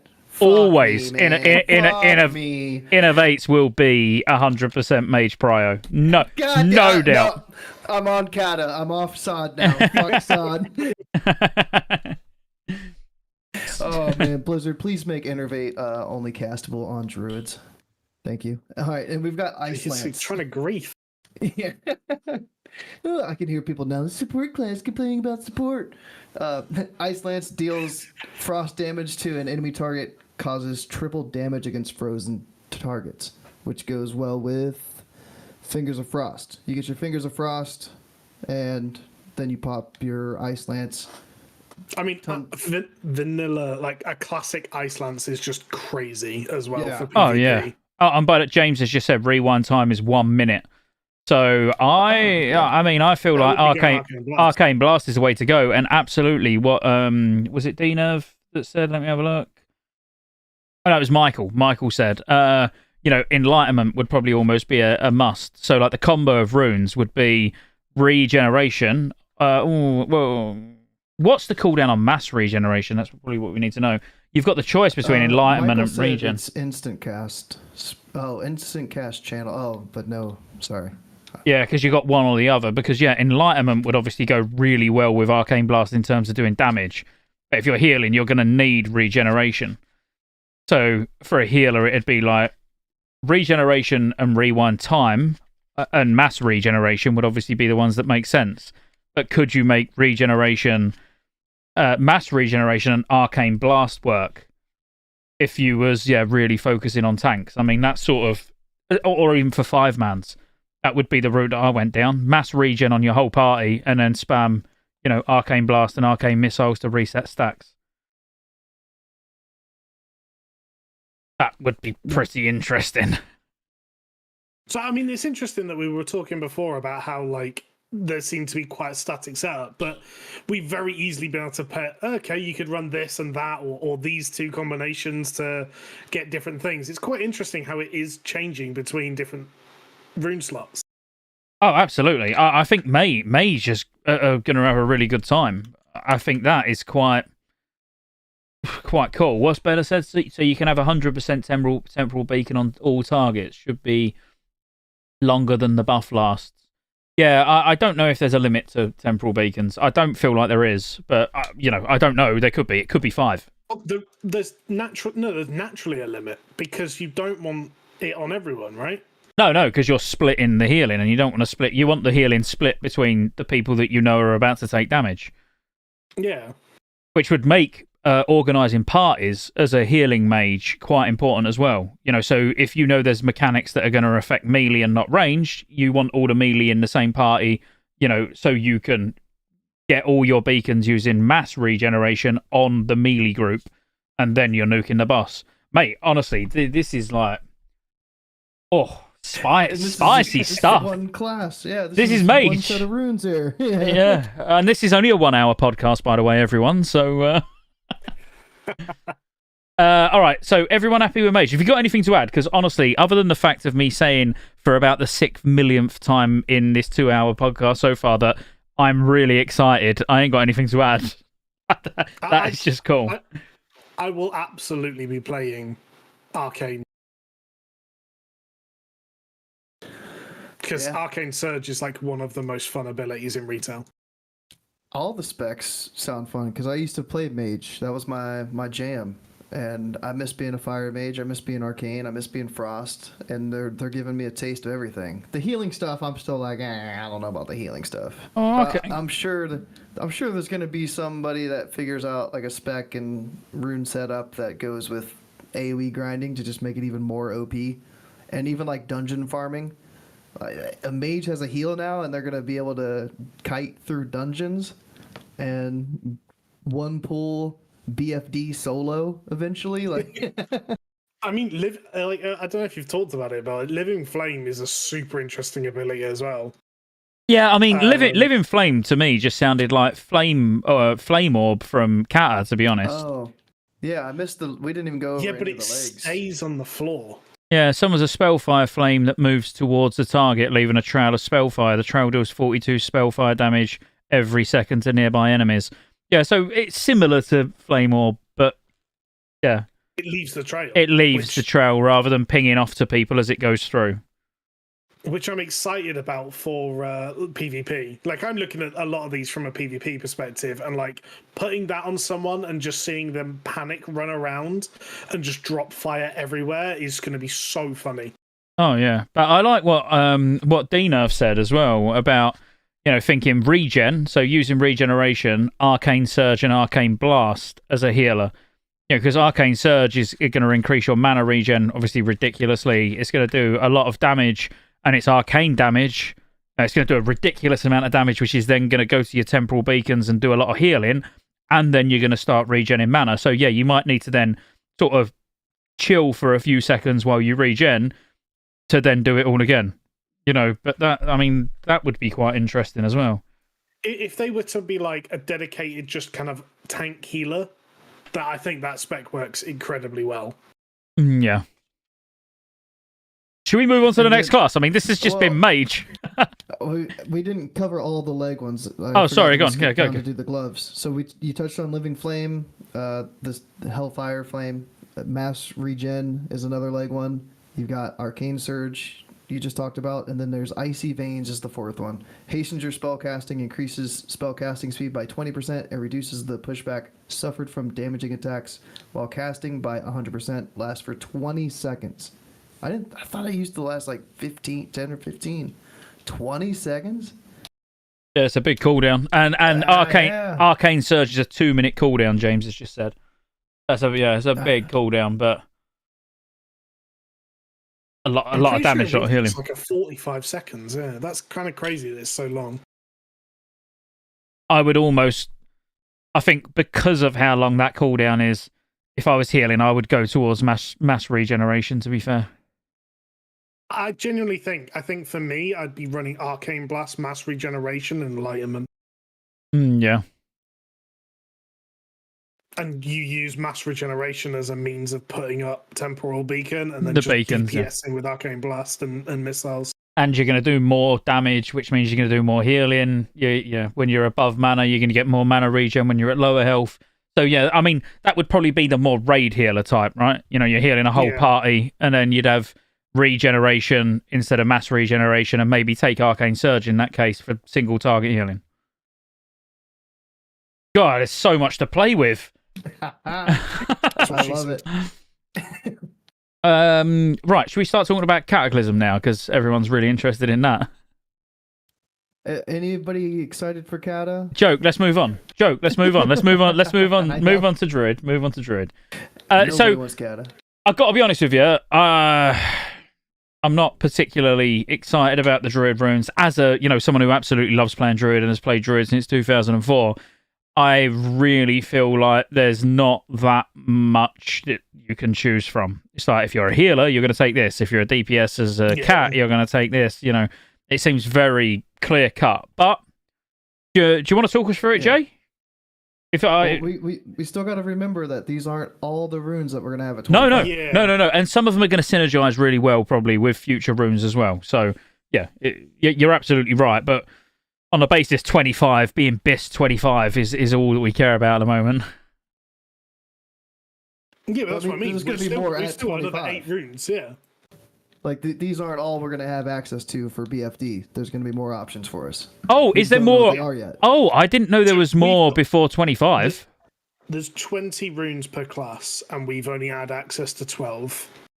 Yeah, but are not the other ones are accessible at higher level, is how I read into it. I was under the impression that they were talking specifically Phase 1 when they were talking about that. I think I was on the same as Jay. I'd have to go back and listen. Yeah, no, question. But so, I mean, either or. Like, I think you're very right with what you're saying about Druid, but yeah, I can talk for it. So, yeah, I'll go for a piss then. Do chest first. So, living seed. When you critically heal your target with any healing spell, you plant a living seed on the target for 30% of the amount healed. Living seed will bloom when the target's next attack. So, I mean, everyone that's played kind of Wrath will know what living seed is. It's going to be pretty good because I believe it does it proc off hots. Go, you probably know this more than me, to be fair. I mean, I don't resto ever. Somebody asked me about living seed earlier. I was like, I don't know. Wild Strikes, why Scott is not excited for this, I do not know. While you're in cat form, bear form, or dire bear form, party members within 20 yards gain increased combat ferocity. Each melee hit has a 20% chance of granting the attacker an extra attack with 20% attack power. Additional attack power. No effect if the party member is already affected by Wind Fury Totem. So just AoE cat Wind Fury. There's none of this totem weaving nonsense. You're a cat, you have Wind Fury. You give Wind Fury to all party members, which is crazy. I don't know how that's not like the most exciting thing in the world. Fury of the Storm Rage, which was what you were talking about earlier, wasn't it? Reduces the mana cost of Wrath by 100%, and each time you deal damage with Wrath, you have a 12% chance for your next cast of Healing Touch to be instant. So, like, you were talking about this from like a booming perspective, but I could almost see that being used as a healer as well. Oh, absolutely. Like, just to have something to spam if there's no healing going on or anything, just doing some damage. I would almost be willing to take that over Living Seeds, personally. And then you have Survival of the Fittest, which reduces the chance you'll be critically hit by melee attacks by 6%, reduces all damage taken by 10%, and damage taken reduced by an additional 10% while in bear form or dire bear form, which is just mandatory for bears, basically. Which kind of sucks. Like, I understand why they've had to do it, because crit cap and things like that, but like 20% damage reduction is just mandatory as a bear if you want to tank anything. But that's why I don't understand why they've done it, because actually in vanilla, eventually in high levels of gear, you worry about being crit immune, but you don't actually worry about being crit immune too much early on, even in raids. No, so it's is it like 440, like 440 defense, and it's largely you're having to sacrifice so much. So many other stats to be able to actually get to 440. If I'm saying 440 wrong, feel free to correct me in chat, but I'm fairly going back to my classic era days. It's like 440 if I remember rightly. And it's like, yeah, you're going more for, your 102.4%, avoidance rather than worrying too much about being death capped, that's why I found this one a bit weird. Like a 20% DR as well. Like, we can't ignore that. That's crazy. And it's even weirder when we're like talking about that when it comes to the paladin ones, which we'll just briefly touch on when we get there, purely because of Aegis, which almost does the same as the first tier of prot talents, yet the first tier of prot talents relies on you getting critically striked to get the block chance. So it's like, well, actually getting crit as a prot paladin is not that bad. As long as it's not critting you and one-shotting you, you know, obviously that's a different story. But yeah, it's a good, again, with all the other stuff that it gives you, you know, reducing damage taken and all of that, you know, survival of the fittest does become mandatory. I just thought it was really weird to slot in the giving druids crit immunity straight away. I don't know, I feel like there might be future runes at play. Potentially, yeah. You know. So talking about, I'll do gloves next, because like gloves are pretty core to everything, and like there's very obviously like one for each spec, except one which is just weird. So Sunfire burns the enemy for 55 to 65 nature damage, and then an additional 110 nature damage over 12 seconds. In addition, while in bear form, cat form, or dire bear form, your Moonfire is replaced with Sunfire Bear or Sunfire Cat. This spell benefits from and triggers all effects associated with Moonfire. So me and Go were talking a little bit about this earlier, and in retail, there's like a arcane bear build where it's very much based around things like Lunar Beam and Moonfire and things like that. I'm wondering if there's other runes that relate around this one. Well, I like the way I would look at that, as in being useful. Mildly, I'm going to say mildly useful. The fact that it could be used in bear form, even more than cat form. I mean, if there's a fight where it's really, really aids for melee to get close to the boss, or as a tank, like you're having to sort of try and range tank, like the first boss in BFD, for example. Yeah, it might have some benefit. Yeah, exactly. You know, being able to switch into bear while you're like leveling, which you do a lot. You know, obviously you've leveled loads of druids. You know, Go, that even if you're leveling as balance, you still go in bear quite frequently. You know, and then still being able to use some fire. You know, I see like the benefits of leveling, and I see the benefits of possibly when you're moving away from the boss in bear form, and now you've actually got something that's still generating threat, even when you're not in melee range. But how much threat's it actually going to cause? You know, when the threat modifiers are going to be attached to... Actually, the threat modifier is attached to bear form, isn't it? In Classic Era. Yeah. So it would increase the threat from it as well. It could be range tanks. Let's go. Fairy Fire Feral doesn't exist in Classic, No. So it's also a ranged way of pulling. Yeah. You could pull. Yeah. I mean, potentially. I also do think there's maybe something else that we haven't seen yet that links with it. But yeah, so the other option then for bear tanks would be Lacerate, which is lacerates the enemy target, making them bleed for 42 damage over 15 seconds, plus 20% weapon damage per existing application of Lacerate on the target. Causes a high amount of threat on top of the already threat modifier from bear. This effect stacks up to 5 times on the same target. So, like, I still feel like that's going to be near mandatory for single target with how much damage everyone else is going to be doing.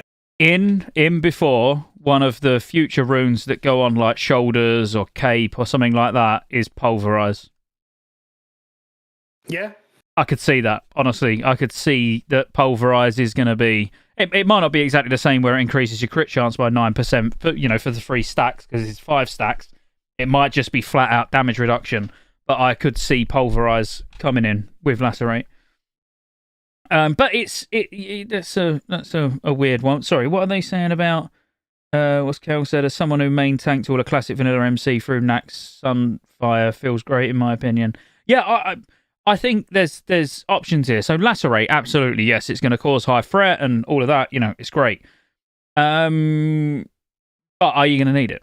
You know, it like genuinely, are you going to struggle with threat with all your other abilities you've got and other, you know, runes that you're going to have? Is there a world where a bear uses Sunfire? You got to remember, I'm clutching at straws here. This is not me being like, oh, this is what's going to happen, because I find the whole Sunfire interaction being in cat and bear form so strange that I can only think that the design philosophy behind it is to help ferals, not actually help. Yes, it's going to help Boomy naturally, just with the first line.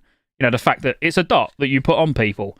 But is it there to help ferals when they can't go in melee so consistently where they can keep lacerate up or keep mangle up or... I don't know. It's weird, and I can't really sit and think of a boss where I could even give you an example. But if it's instant cast, as in not instant cast, but no cooldown, even when you're in form, so you can spam it, it'd be pretty cool, wouldn't it? Though, like running through a dungeon and as in bear form, sunfire and everything. And what does it cost? That's what I was doing as Boomy. Yeah. For me, it cost mana. If you're in bear, does it still cost mana? So, in retail, going on the Moonfire staff, it's free. So it could be free. So if it was free, in that case, running around just pulling loads of shit in bear form using Sunfire could be pretty mental, even while leveling. Because Lacerate, you'll probably kill things before you get 5 stacks anyway, and you're not worried about the threat. But leveling as feral with Sunfire... I know Mangle's great, which we're going to get to in a sec, or you're going to get to in a sec, Jay. But yeah, finish the other ones off, and then we can talk about what we would do.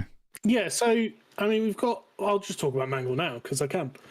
Mangle the target for 160% normal damage, and cause the target to take 30% additional damage from bleed effects, and shred for 1 minute. Which, again, like, I feel like you would take that over... I mean, potentially even lacerate. You're right, yeah. Just for how hard it will hit. It's also going to scale with your maul damage. So what I'm just looking at now, because it's been a long time since I played Feral. Oh, you do get the energy. You still get the energy reduction for improved shred. Yeah, I mean, obviously that's just... Mangle is mandatory for Cat, for Feral DPS. Like, yeah, there's no doubt. I think the thing that I really, really want to know now, and if anyone knows, like, please let me know, because I've gone at this with one mindset, and that's that we're getting more runes. Yeah, same here, but Bob said no. There are new runes, 100%, but not before 25. No, there's not. No. So the new from what I understand, the new runes are gonna go on additional slots. So it will be shoulders, bracers, cloak, whatever, and they'll come, so in phase 2, when we get to level 40, we might get bracers and cloak. At level 50, we might get shoulders and head. At level 60, we'll get whatever's left. But you know what I mean? It's, we shouldn't get any... These are the runes that we'll have in phase 1. Okay. I mean, it is only phase 1. It's going to change. That don't mean a lot. I mean, we are talking level 25. So how we're going to play at 25 versus how we're going to play at 40 could be wildly different. And what rune choices we use, because they are going to synergize. You can straight away see runes for all of these classes that synergize well together. Oh, yeah, definitely. So I think, it's only going to take one extra rune for druids that will then potentially change 2 other runes that you use. It could really shift everything around. So the last glove one is Wild Growth, which very specifically mentions heals all of target player's party member. So it's not raid, it's not smart healing, it's just party members within 15 yards of the target player for 156 over 7 seconds. And it works same way as normal, where it's applied quickly at first and slows down as Wild Growth reaches its full duration. So, I mean... It's going to be good, but 15 yards and only in the party is actually going to be quite rough, I think. But, I mean, you're not going to take anything else for a Resto Druid. If you're a pure Resto, you're just going to have that, right? So I got an interesting thought. And it's an interesting thought because it will affect me personally. So, of course, it's interesting. What if, when we get to level 50, or let's say 60... if obviously the head rune slots they're good. We're talking they're class alteringly good, like really, really powerful, but they require a level 50 head to be able to put on. So, or even level 60, let's say the 60 head rune slots. So that actually kills Wolf's Head Helm for Feral Druids. And they do it in that way where, well, it's like you can use Wolf's Head Helm and you can carry on power shifting, but you can't have a rune on it. That just came to me where it's like if they unlock the head rune slots really late and they are super powerful, where it's like, well, yeah, there's no option. Or if they unlock a weapon rune slot where that would kill MCP because it's like, well, you can't put it on a level 29 weapon. I don't think they're ever going to do a weapon slot because it's changeable in combat. Or This is a good point. Weapons a good point, yeah. What's the trinket one from BRD that all the melee want because it grants extra melee swings or whatever? You used to do runs for it and get locked. It's not dependent on gear. It's slot. Yeah, we know it's slot. So we know it's slot, but the future ones could be too high level.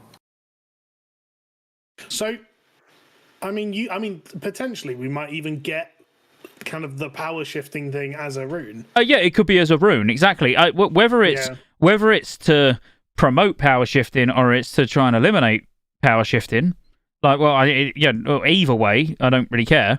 But they could almost, like if the head slots were the last thing that you unlocked, surely they would have a level requirement.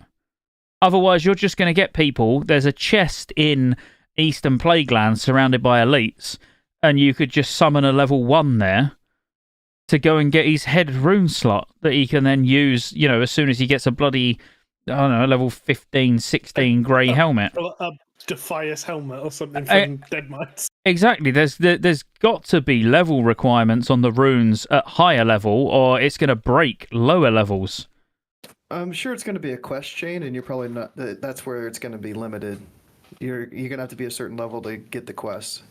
Or that. But either way, you would expect that the runes to come in the later phases are going to be fairly powerful, and you're not going to be able to use them from level 1.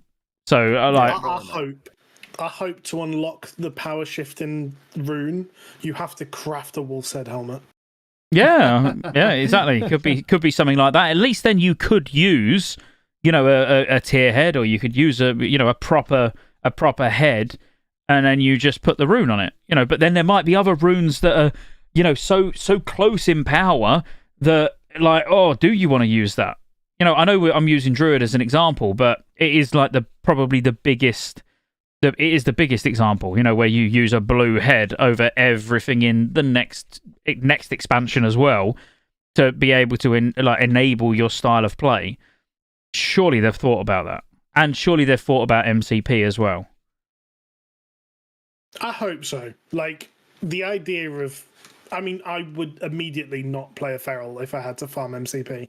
Well, they could, because again, they could add a rune, couldn't they? To it's not got to be weapon, but it could be cape or something, where a rune choice is 20% of your weapon's DPS is converted into attack power for feral. So like you could essentially start getting feral attack power on weapons even during vanilla to then make MCP less desirable.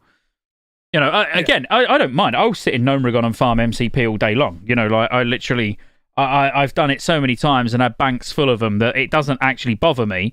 But if they was wanting to, make upgrades feel desirable, when we're doing them level upgrades at level 50 and every feral druid is like, I've got my bis. I've already got my bis weapon. I go to Gnomeregan and get it. Like what? I don't need anything. That would sort of ruin the gearing a little bit for me. Yeah, Gnomeregan could be the raid, and it could be on a 3-day lockout. So even if they change MCP a little bit, then you wouldn't be able. to farm it. That's a shout. Or MCP is just changed completely. It's the raid, and it no longer. Yeah, so you can get manual crowd pummeler, but it's not a use effect anymore. It's not farmable. Yeah, all that. If it was a raid and it's not soloable, that would be awesome.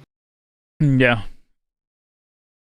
Like, so if you want to go and farm MCPs, you need to bring your level 60 raid to Gnomeregan. Because then it just wouldn't happen. There's a lot of interesting things they can do, and that's what I mean. On the basis that, like, again, what you said, Jay. If we was talking about this 2 weeks ago about all the things that could be changed, everyone would think we're mental. But now everyone's actually like, well, yeah, they could do that. It's completely spun on its head, isn't it? It's like, well, no, nothing we're saying is out of the realms of possibility, because we already know that there's probably something Gnome Ragon raid related coming. We know they're not. I don't think Blizzard will be keen on Druids getting their Wolf's Head helmet and keeping it for the rest of Season of Discovery. I don't think that will be part of their plan, and I don't think using MCPs will either. I'm just looking forward to getting into Karazhan, to be honest. Karazhan Crypts. MCP's Manual Crowd Pummeler, so it's from Gnome Ragon, and it's a level 29 weapon that you, as a druid like me in Classic era, well, Classic in 2019, I would farm Gnome Ragon pretty much exclusively when I never had anything else to do, and I would sit there and just go in and use my 5 lockouts and kill the Pummeler boss and stack up on MCPs, and then put weight stones on them as well. Once the 3 charges have been used, each it gives you haste, 50% haste for 30 seconds, I believe it was. And so that would each boss would each manual crowd pummeler would last you 1.5 minutes, and then you'd throw it away, and then you'd equip your new one. So if you imagine in a raid, I would go in with 20, 25 manual crowd pummelers, all with weight stones on. It's not the most exciting, way to play, and it does remove any upgrade. That's the thing. That's the weapons would drop, and you'd look at them and go, "I've got my bis. I've had my bis since I was level 29. What? You slackers! You need epics from Molten Core and Nax." Nah, I'm not okay with this. So I think it will change. A dumb concept. It is, and I think it will change. Should we finish off Druid then quickly? Yeah, so I gotta get to raid, and Scotty got pinged to go to the raid too. I don't know if you want to go, Scott, but I think you're being asked. Is Oboe not taking my spot? I'm pretty sure. If Oboe's not taking it, I'm gonna have to raid. No, and they needed one more split alt to fill, otherwise Oboe will fill. Are you in that comp? Yeah, so Oboe can take the spot. He's already said he'll fill. Hang on, let me just make sure I can get it. Oboe said he will take my spot. But yeah, so the legs, Savage Roar is the first one, which is just crazy. It's the Wrath Savage Roar as well, so it's physical damage done, which means you're just going to want to keep it up all of the time. It's just so strong. 5 points is 34 seconds for a 30% increased physical damage done debuff. Or buff, sorry, which is kind of mental. Yep. On the oh, go on. Yeah, no, that's right. Yeah. I mean, it's just good that it's the Wrath version instead of the Kata version, because Kata would have just been auto attack. So the fact that this is going to affect bleeds and everything, Kata would have made MCP even more prevalent. Yeah, absolutely. Skull Bash being on the same thing as Savage Roar is a little bit sad though, but charge to a target within 13 yards and bash the target's skull, interrupting spellcasting. So it's their kick, basically. It's huge for me for PvP. I have to sacrifice getting Star Surge, but I'd much rather Skull Bash. It's so much fun. Yeah, it doesn't say what form you have to be in. Yeah, so I was just looking at that retail, again, you would have Skull Bash on in Cat and Bear. Mm. And they're 2 separate abilities, but they do share a cooldown, whereas this doesn't mention it. And Skull Bash without talents, if we was to look at the Kata version, has got a 1 minute cooldown. Yeah, that's a fair point. So you have to put 2 talent points in Kata to reduce it by 50 seconds, taking it down to 10 seconds. So what the actual cooldown on Skull Bash in Season of Discovery will be, does anyone know, James? Do you know? You seem to be pulling cooldowns out from all over the place. Be interested to know what it is. So Life Bloom is also super interesting because it has two different effects. The first one is just having the rune reduces the global cooldown on your Rejuvenation and Life Bloom ability by 0.5 seconds, which, I would almost take that rune just for that as a healer. And then you've got heals the target for 45 over 7 seconds. When Life Bloom completes its duration or is dispelled, the target instantly heals for 91, and the druid regains half the cost of the spell, and it stacks up to 3 times on the same target. But even just the global cooldown thing is kind of crazy. I mean, it's their way of getting away around the fact that there's no haste, isn't it? You've got no haste in Classic era, and they know Well, when I say they know, I mean it's a completely different play style of Druid, because in Classic era, Hotting is not really how you play. You're using like rank 4 healing touch, or whatever rank the cool kids use nowadays. Back in my day, it was rank 4 healing touch. But yeah, having Life Bloom where it is giving you that haste benefit without having the haste, so you've got a 1 second GCD, so you can blanket rejuves, you can keep Life Bloom stacked 3 times. Also, is there going to be a Nourish glyph that comes that then refreshes the duration and the stacks of Life Bloom on another piece of gear? Yeah, or just Wrath Nourish, where it's like more hots, the more hots, the more healing it does. Yeah. But yeah, I mean, does anyone know if there's any buff cap for? I don't think that's been confirmed. Season of Discovery, because that's a big reason why Blanket Hotting was just never a thing, is because it could knock a well buff off. Yeah. Yeah, there won't be. I can almost say 100% there won't be. It's still rank 4 healing touch. Is it? I'd still like to see it confirmed, but I don't think there will be either. Yeah, without it being confirmed, my guess would be, with all these dots that people are being given and hots that people are being given, no way. Have to, yeah. No way would there be a buff cap or a debuff limit, sorry. And finally, one of my favourite abilities in WoW, just in general, is Star Surge. Launch surging stellar energies that cause 57 to 70 arcane damage. Star Surge benefits from and triggers most talents and effects that trigger or benefit from Wrath or Starfire. I'm pretty sure that was like a 15-second cooldown. Like I hardly noticed that it was on cooldown. Instant cast, right? Yeah.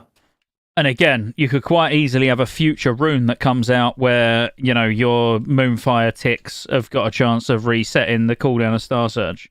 There's going to be lots of shit like that we see. Or Eclipse, yeah, an Eclipse rune. I was thinking there was going to be an Eclipse rune, yeah. Just because it was one of them. I was like, that kind of reminds me of Eclipse. Was it that one or the other one? Sunfire? Oh, I think it was because Sunfire interacts with Eclipse and Kata. So I was like, why would they put Sunfire in but not have something involving Eclipse later on down the line? Yeah. Overall, though, Druid runes they are cool, but I do feel like there's not that much room for maneuver. Go as a Druid. What do you think?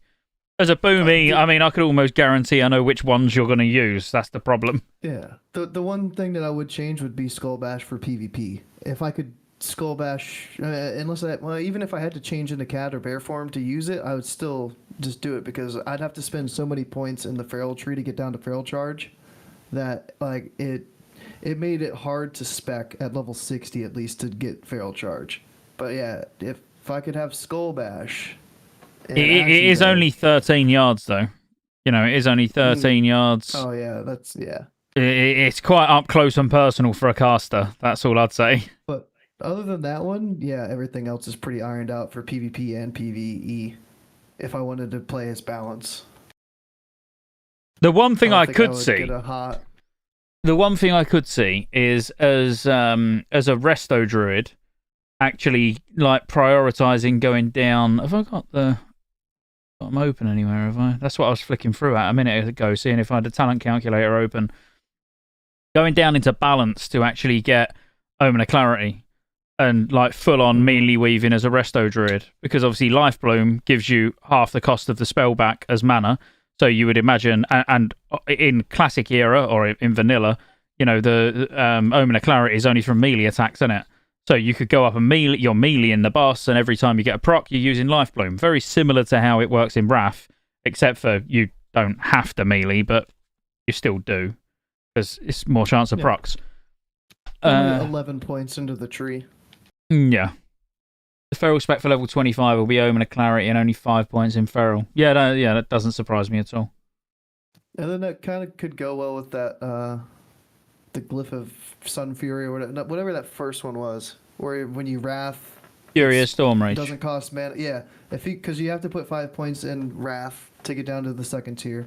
And then you would have your natural weapons increases damage you deal by physical attacks by 10% with 5 points to get down to Omen of Clarity. So then, yeah, you could be wrathing too to get your mana back, or to have free non-mana casting spells while you're trying to. I'd quite like to see Nature's Swiftness added as a rune as well. Very well cooked. Hang on, that's a talent still anyway? Even in Era, isn't it? In Resto, I'm sure it's in Resto. Nature Swiftness is the 5th tier down. No, not Nature Swiftness. Ernest, what we're thinking about? Nature's Grasp. No. Spend combo points, get a free cast. Oh, Predatory Swiftness. That's the one. All right, next class. So, I mean, overall, Druid, we can save some of this for the next episode if we need to, and just have it so we're not waiting a week and do it in a couple of days or something. Because you're going to be trying to raid now. Go. Yeah, we could carry back on tomorrow. I mean, or you guys can just keep on pumping through. I don't mind. I don't mind picking back up tomorrow. We can just schedule another one in for around the same time. Yeah. And we'll work through the rest. I don't want you having to try and concentrate on a podcast and you got a raid. We did say we only had 2 hours and it's been 3. So we've done all right. Jay, do you want to come back for tomorrow and we'll work through the rest of the classes and we'll have another couple of hours? All right, cool. Well, yeah, that's it. We did say it was going to be a 2-hour podcast tonight and it's turned into 3. Go's got a raid. I was summoned to raid, but someone else is taking my spot, so that's fine. I'll go and make a pizza. That sounds far more interesting. I'm making a bacon butty. Oh. Literally, as soon as this ends, a bacon butty. Nice, bit of bacon. That's what we like to see. But obviously, everyone, thank you for tuning in. Thank you for all the super chats. Did we have any joiners? I don't know. If there's no joiners, make sure you click to join as a member because you're gonna get some members only content, especially in the lead up to Season of Discovery and Kata. They'll eventually be made public, so you ain't gotta worry if you don't want to join. You won't miss them. And we'll come back tomorrow and we'll get through the rest of the classes. And there's plenty more that I want to talk about. I don't even feel like we've scratched the surface. This was just like a little taster. And we'll have this. We won't call it episode 2 tomorrow. We'll just call it part 2 of episode 1. Yeah. All right. Well, thank you all for joining us. Thanks, Jay. Thanks, Go. Do you want to shout out your channels or anything like that before we go? Kick.com/Scottejaye is my channel where I stream. He's right. YouTube.com/@ClassicGo. Yeah, that's me. And mine is, I'm pretty much spend more time on Scott's stream than I do anything I do myself. But yeah, I'm Midjay on YouTube. So, yeah. Midjay, I will put, when I go in and my pizza's cooking, I'll put both your details in the video description. Normally I make the podcasts, I unlist them. So people have to really go out of their way to find them. But I think because this is Season of Discovery, and there's only been the odd C-bomb dropped, and it's mainly by me anyway, like whatever, it can stay. So I'll leave it public for anyone to see. But yeah, thanks everyone. We'll see you tomorrow. Same time tomorrow, and we'll kick off part 2.